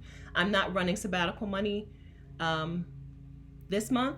So if you haven't been through the sabbatical money 5-day challenge, you haven't seen how I do it. But Dr. Aku has an email challenge. But this could be a 5-day challenge. 5 days to loosening anxiety's grip on your career. Does that sound? We're going to work on that title. But yeah. And then it would just be every day for 5 days. You send them an email. You map out where they're starting and where they need to be at the end of these 5 days, right? Maybe some tools that they need to have in place, or some, resources that they need to be made aware of. And then you email them every day for 5 days. And at the end, and maybe you do a Facebook group so that you can see their faces and they can see your face. Facebook groups are really helpful. It really helps people know you, feel like they know you. Is Niece in here from Soprano Musings Abroad? Is she here? A Facebook group is a wonderful way for you to get to know them and them to get to know you. And now with Facebook groups, you can do rooms, so you can do a call, like a Zoom call, but within Facebook.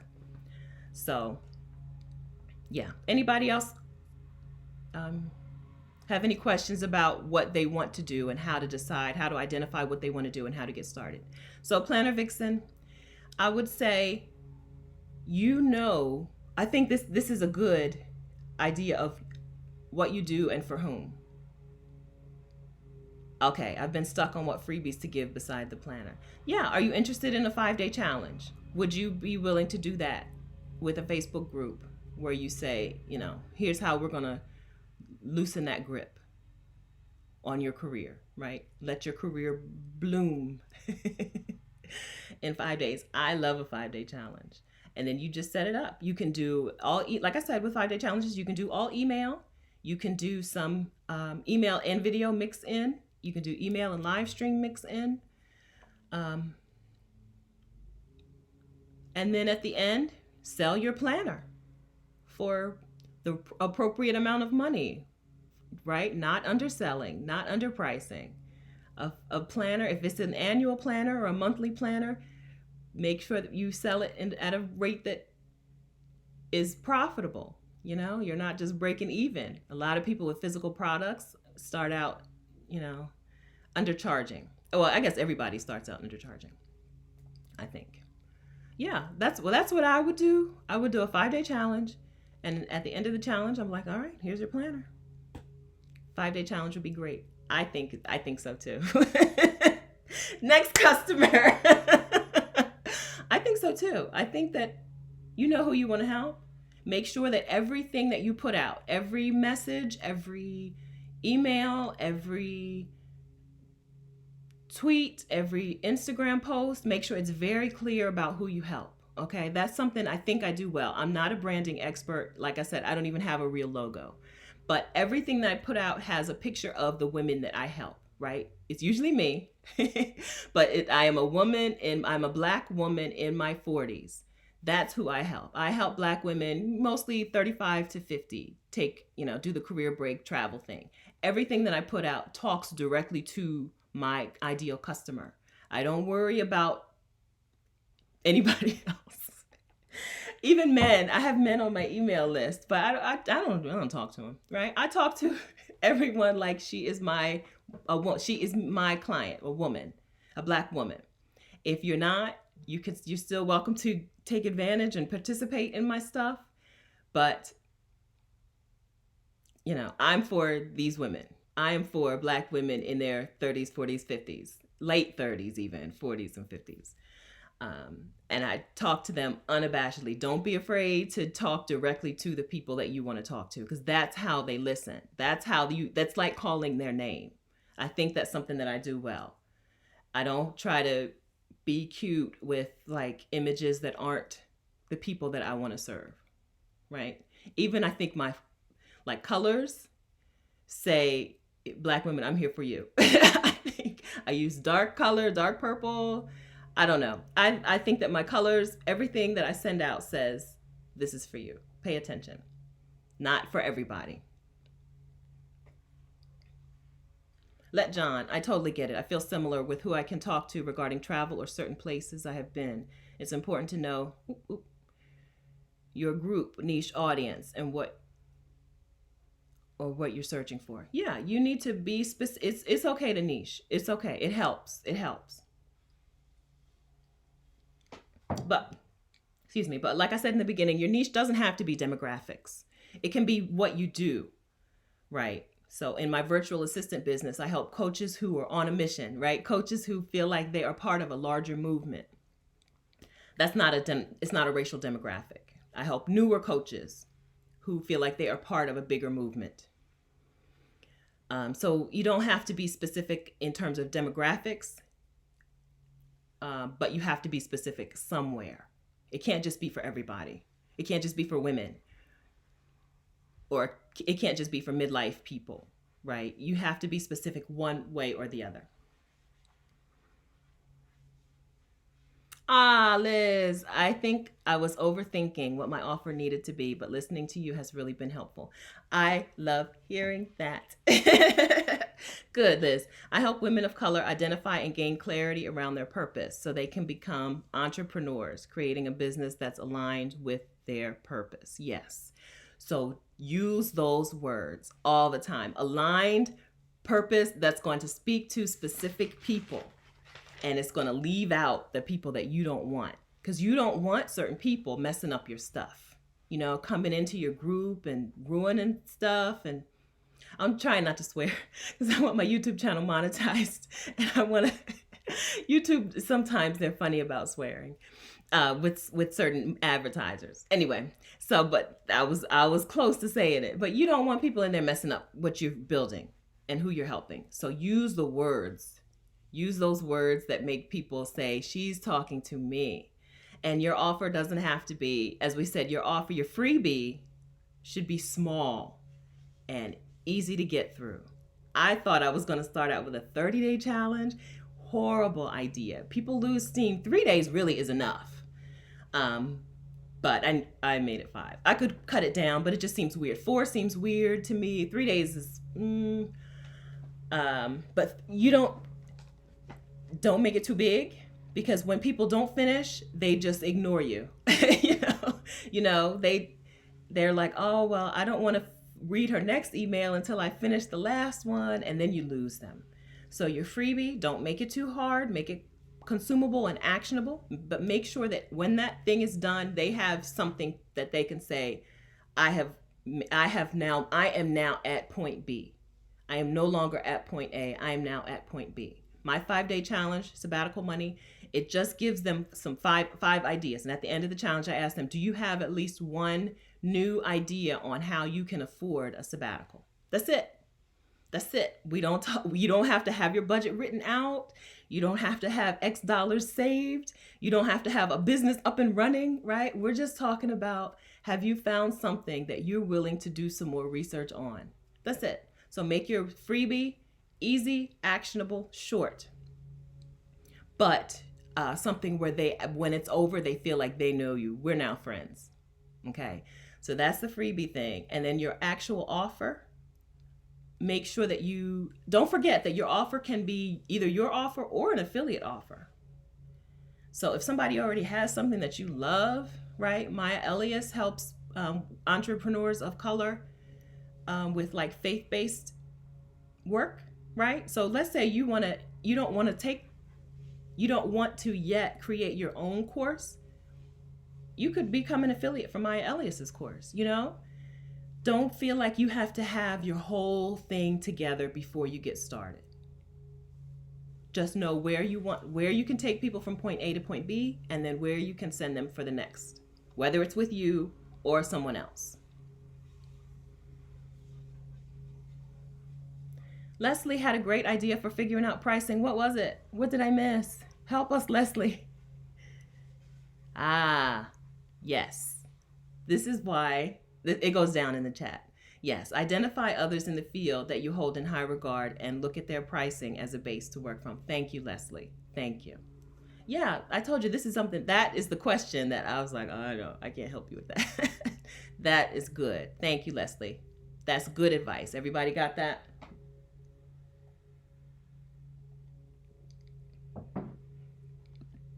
All right.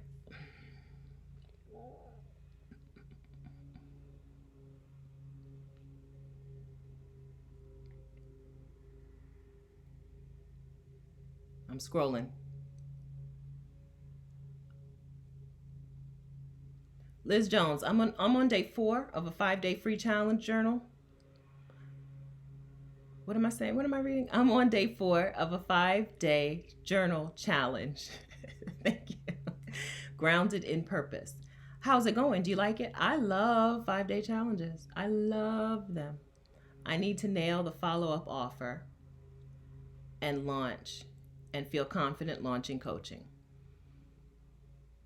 It's okay if you don't feel confident launching coaching, Liz. It's okay to not feel confident launching coaching. Okay, you still can launch. It's okay to not feel confident. I think it's overrated. That feeling ready is overrated. You don't have to feel ready, you just have to do it. The first time I ran a 5-day challenge, I thought on day 4, I'll bring up so my 5-day challenge was the Sabbatical Money 5-day challenge. And then the idea was to then launch She Sabbaticals, my monthly membership site. On day 4, I couldn't even bring it up. I was supposed to tell them about it on day 4 and then offer it on day 5. At that time, I did a video every day. Now I don't do a video every day. I did a live stream every day. Now I just do a live stream days 1, 3, and 5. But day 4 came, I couldn't do it. I couldn't bring it up. So end the live stream, and I was like, okay, well, I'll have to do it all tomorrow. So day 5, the live stream comes. I still couldn't do it. And my challenge member says, I wish there was a way we could keep this going. She helped me. She saved me. I said, actually, there is a way. I am starting a monthly membership site and blah, blah, blah. And I think we had 8 women on the call. I had like 50 women in the challenge altogether. 8 women on the Instagram Live. 3 of them signed up for the membership site because she said, I wish there was a way we could keep this going. So you don't have to feel confident to launch, right? They're 2 separate things. You can launch without feeling confident. It's okay. It's all right. Your confidence is a muscle. It comes from being worked. The only way you feel confident doing something is having already done it. That's the only way. I don't know any other way to feel confident doing something than to already do it. And then you get more and more confident. Look at this live stream. I told you there was a time when I did that first YouTube video, it wasn't even live. I was freaked out. I was like, I can't do it. I can't. I had a full script. I didn't do very well reading the script. It's not even a video that I link in a playlist. It's called Why I Quit My Job to Travel for a Year. And I'm jiggly and I'm nervous and I don't have the right bra on and I kept shaking my knee and my boobs were shaking. And now I'm like, whatever. 15 minutes before this live stream started, I was downstairs in the kitchen with my mom. And she was like, you better get upstairs and do something to your hair. So, yeah, it changes. You just need to, and I'm on video, like I said, video 60 something or 70 something. So you just have to do it. Only way you're going to feel confident is to do it. So don't overestimate the importance of confidence. It's not that important in the beginning. It grows on its own. It grows while you're doing it. Sheeta loves your mission statement too. We all do. So here's your 5-day grounded in purpose. If you would like to, I know you're on day 4, but if you have a link that you would like to share with us so that we can join you the next time on your challenge, feel free to put that in the chat, Liz, and then I'll leave it in the description when we're done.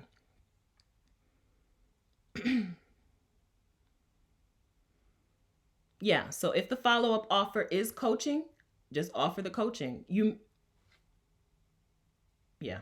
That's more, I don't want to, that's more than we can get into, but so your follow-up offer, you're right, you just need to be clear on what you're offering. We talked about that already, right? Number 3, be clear on your offer. But keep in mind, it doesn't have to be yours. It could be an affiliate. But if you're doing coaching, then I guess that's your follow-up offer.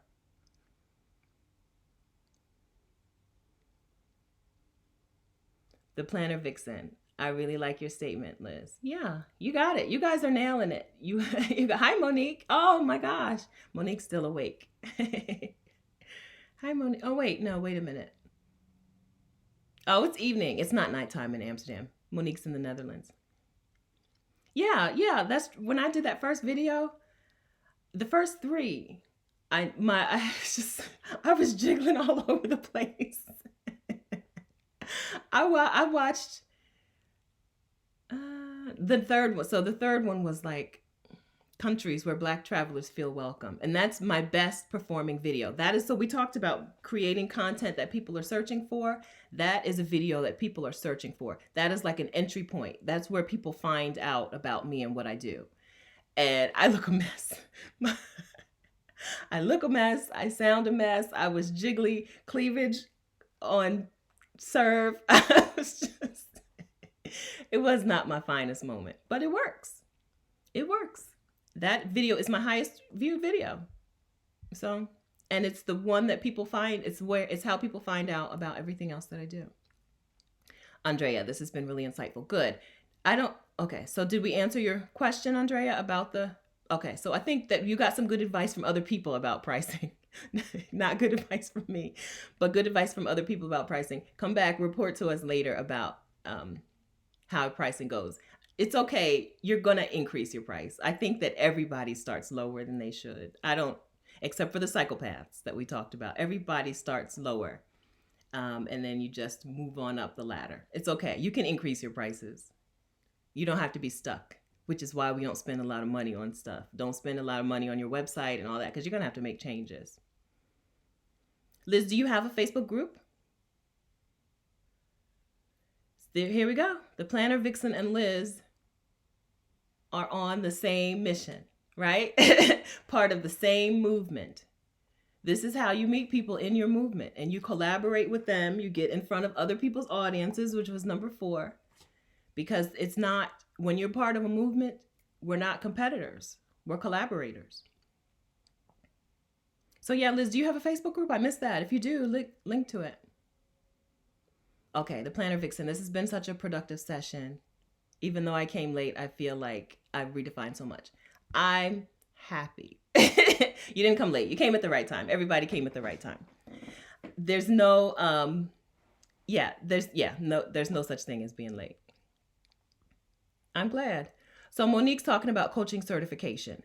So the coaches that I work for that are making money, they have enough money to pay me. I don't know that any of them are certified in anything. I think that unless you're life coaches generally have some sort of certification that they get. But other types of coaches, like if you're coaching on other stuff, I don't know coaches that have certifications. You know what I mean? And because nobody asks for that. They want the result. What result can you give? So if you feel like you want to get certification, fine. But it's not a prerequisite to coaching. Certification is kind of like saying that somebody has said, I'm good enough to be a coach at this thing, right? You can do it that way, or you can just put your content out there and let people decide if they want you to be their coach. I as a virtual assistant, I've never worked for someone. I would say work for. I don't work for them. I work for me. But I've never done work for coaches who have certifications. They don't put them on there. They don't. They don't. They do the thing. They practice what they're doing in public, and people decide whether or not they are qualified to coach based on what they can teach, based on their content.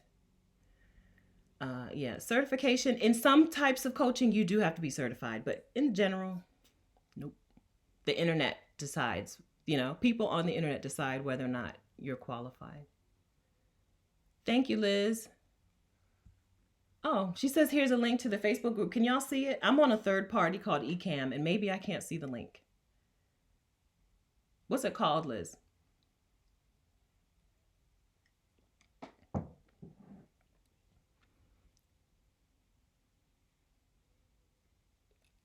The Planner Vixen. Certification is good, but I listen to whoever has a message that resonates with me. Yeah. And not all coaches do. That's right.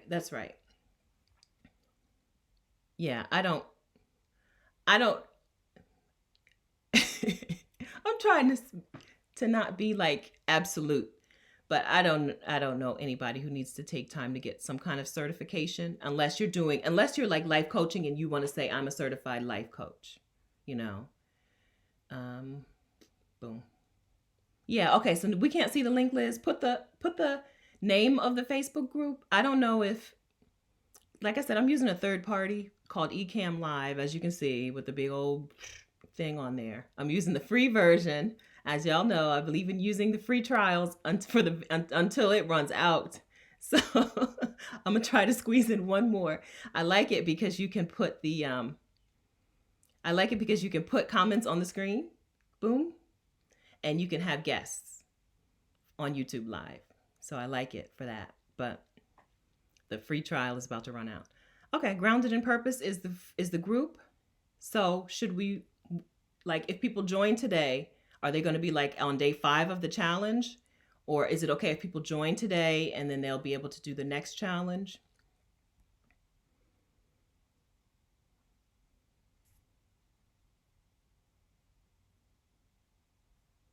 Okay. So, so we've run through our 5. Boom, our list of 5. Clarifying your ideal customer. We did some of that with you guys today. Anybody else need help with clarifying their customer? We talked about content that people are searching for. And don't forget, YouTube, I believe, is the top way to get found, to get found in search in 2020. I don't know what it's like getting found on podcasts. Podcasts are great. I've been interviewed on I don't know how many, but I think YouTube is tops. I can't think of anybody whose business wouldn't be YouTubeable. You know what I mean? If you think that the thing that you do wouldn't work on YouTube for whatever reason, let us know. But I think that YouTube is the way to go. Don't forget that I'm teaching at the Creatress Summit. And you can get your free pass by clicking this affiliate link that I'm about to put up there. And you can learn the YouTube SEO that I'm going to teach. YouTube search engine optimization, how to make your YouTube channel, how to optimize your YouTube channel so that people will find you in search. Because nobody wants to take their time and effort and make content and then have nobody see it. Nobody wants that. YouTube is a search engine. Not essentially. YouTube is a search engine. It is the second largest search engine in the world. And it is owned by the largest search engine in the world. It's owned by Google. So YouTube is the place to be. If you don't want to have to find every client individually, YouTube. Like, for real, seriously, get on YouTube. Be a guest on other people's things. Be a guest on podcasts and be a guest on people's YouTube channels and do blog posts, guest blog posts if you can. But get yourself on YouTube. Yeah. And then maximize your channel, optimize your channel for search so that people can find you, people who are looking for what you already offer. Trying to get customers one at a time sucks. I do that still with my virtual assistant business because I just don't want to create another channel for it. I don't want to. So instead, I just get one customer at a time.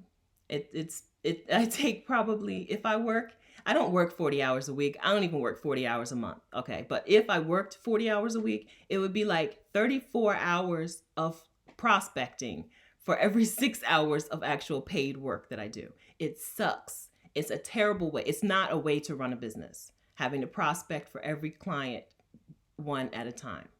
So get yourself on a platform where people will find you. And as I've said 50,000 times, I think that's YouTube. Chad is omnipotent.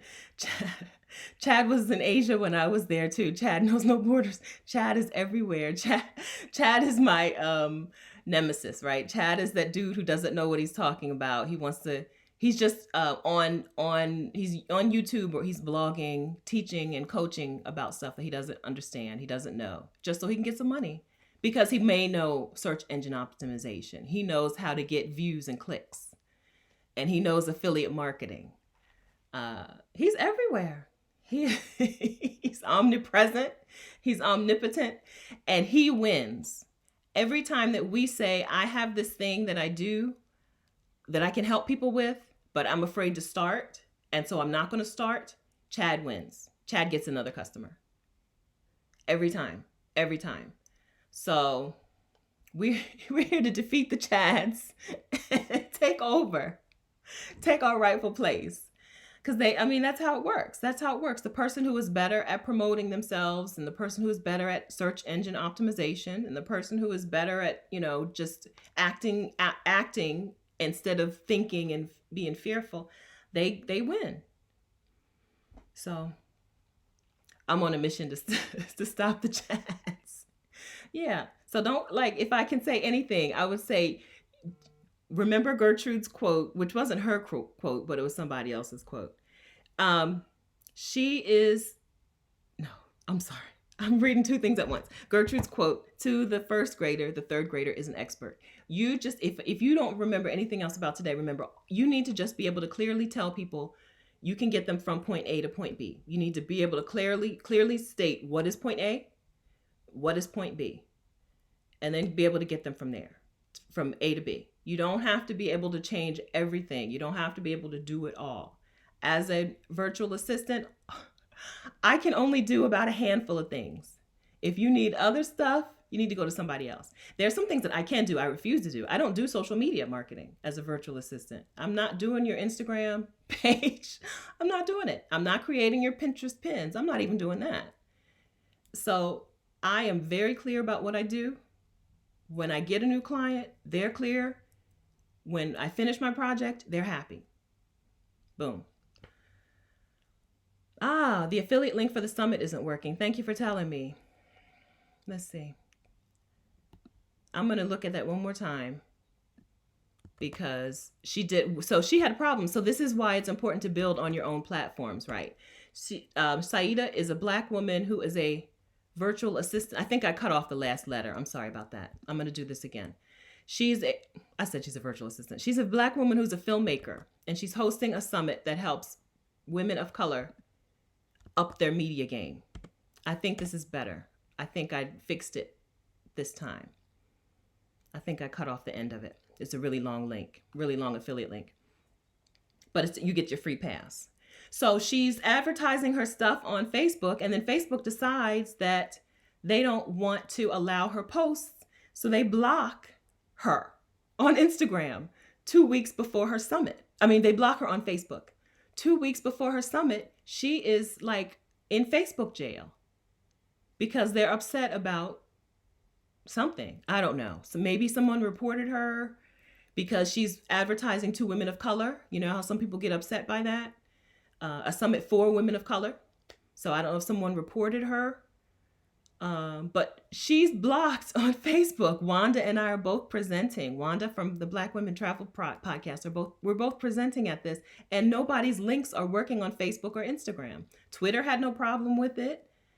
I was tweeting it and I sent it out to my email list, no problems. But Facebook was like, no, Facebook is a hater, Monique. So don't rely on those other channels to grow your business. I've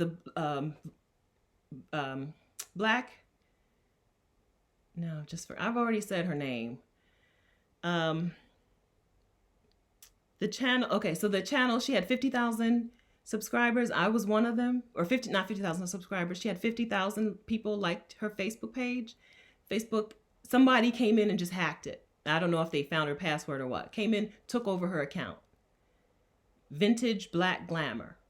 Just took it over. She lost everything that she had spent all those years working for. I'm being a little dramatic. I'm sure she has an email list. But if she didn't have an email list, there's no way to contact her people now. They've taken over her Facebook and her Instagram.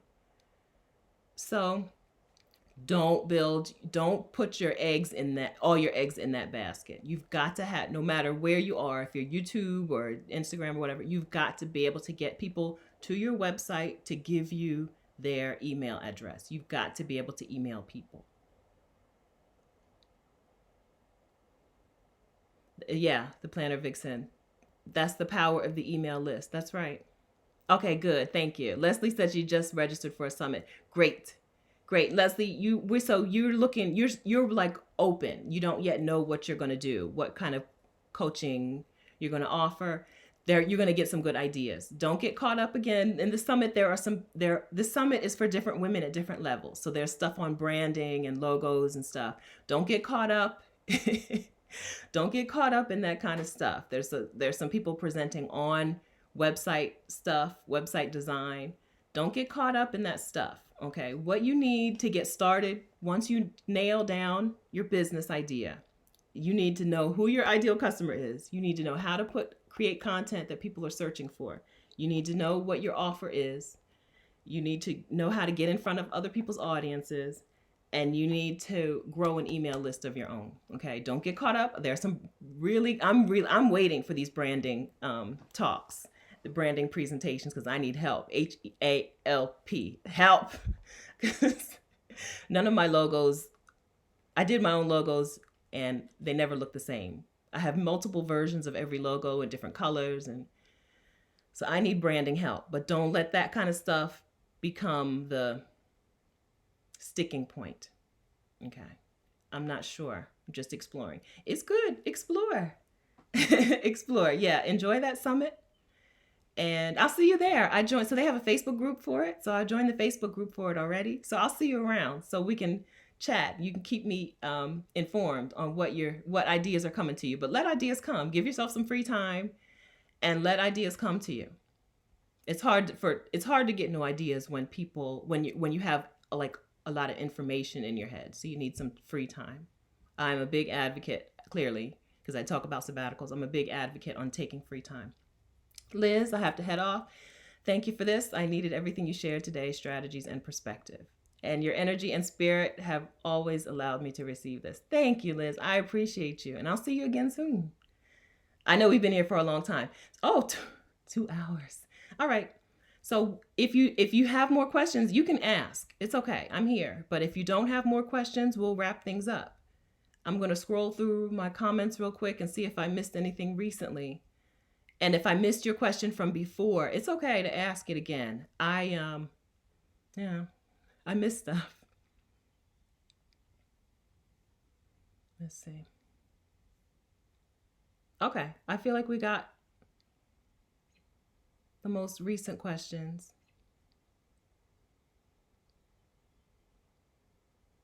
Okay, so my favorite, we're talking more about coaching. My favorite coach happens to have certifications, but that's not why I stick with her. Yeah, it's more about what you do, what you can do for people, and just how much you like them. Like seriously, likability goes a long way. There are people who do the same thing, and you like, I don't like this person, I like this person. You know, like Marie Forleo and Amy Porterfield, right? So they, as far as I can tell, they do very similar things. Amy Porterfield is a former student of Marie Forleo's. I can't handle Marie Forleo's stuff. Like, I don't want to say I don't like her. I'm not saying I don't like her, but I don't connect. I'm just like, whatever. But when Amy Porterfield puts some info out, I'm like eating it up, you know? So it matters, you know, how you connect with people. That's another reason why it doesn't matter if there are multiple people doing the same thing. Because there are just some people that followers, listeners, clients, customers are going to connect with more than others. Maybe you, maybe somebody else. Okay, guys, I don't see new questions. So I appreciate you coming and spending your morning here or your afternoon. It's now afternoon, your Saturday. If you have questions, more questions, leave them in the comments. YouTube, you know, they'll let me know. So leave your questions. I appreciate my coach friends who came by to answer questions and say hi. I will leave links to the Facebook groups that we talked about in the description. So if you're watching the replay, they should be there. And if I missed anything, let me know. Like if I mentioned something and there's no link to it and you want the link to it, just leave me a comment and ask me for it. I'll get it. If I can't find it, I will find the person who talked about it and get them to leave that link. Okay. So again, we talked about the 5 pillars. I'm going to go through this list one more time. Get clear on your ideal customer. Create content that people are already searching for. Get clear on what you offer. Get in front of other people's audiences and create an email list that you own. The resources list is right here. If you want to click on that, you don't have to give me your email address or anything. It's just a Google Doc. Resources that I send to my virtual assistant people, my clients, about how to get their YouTube channel and their blog off the ground. Athena, thank you. Hi.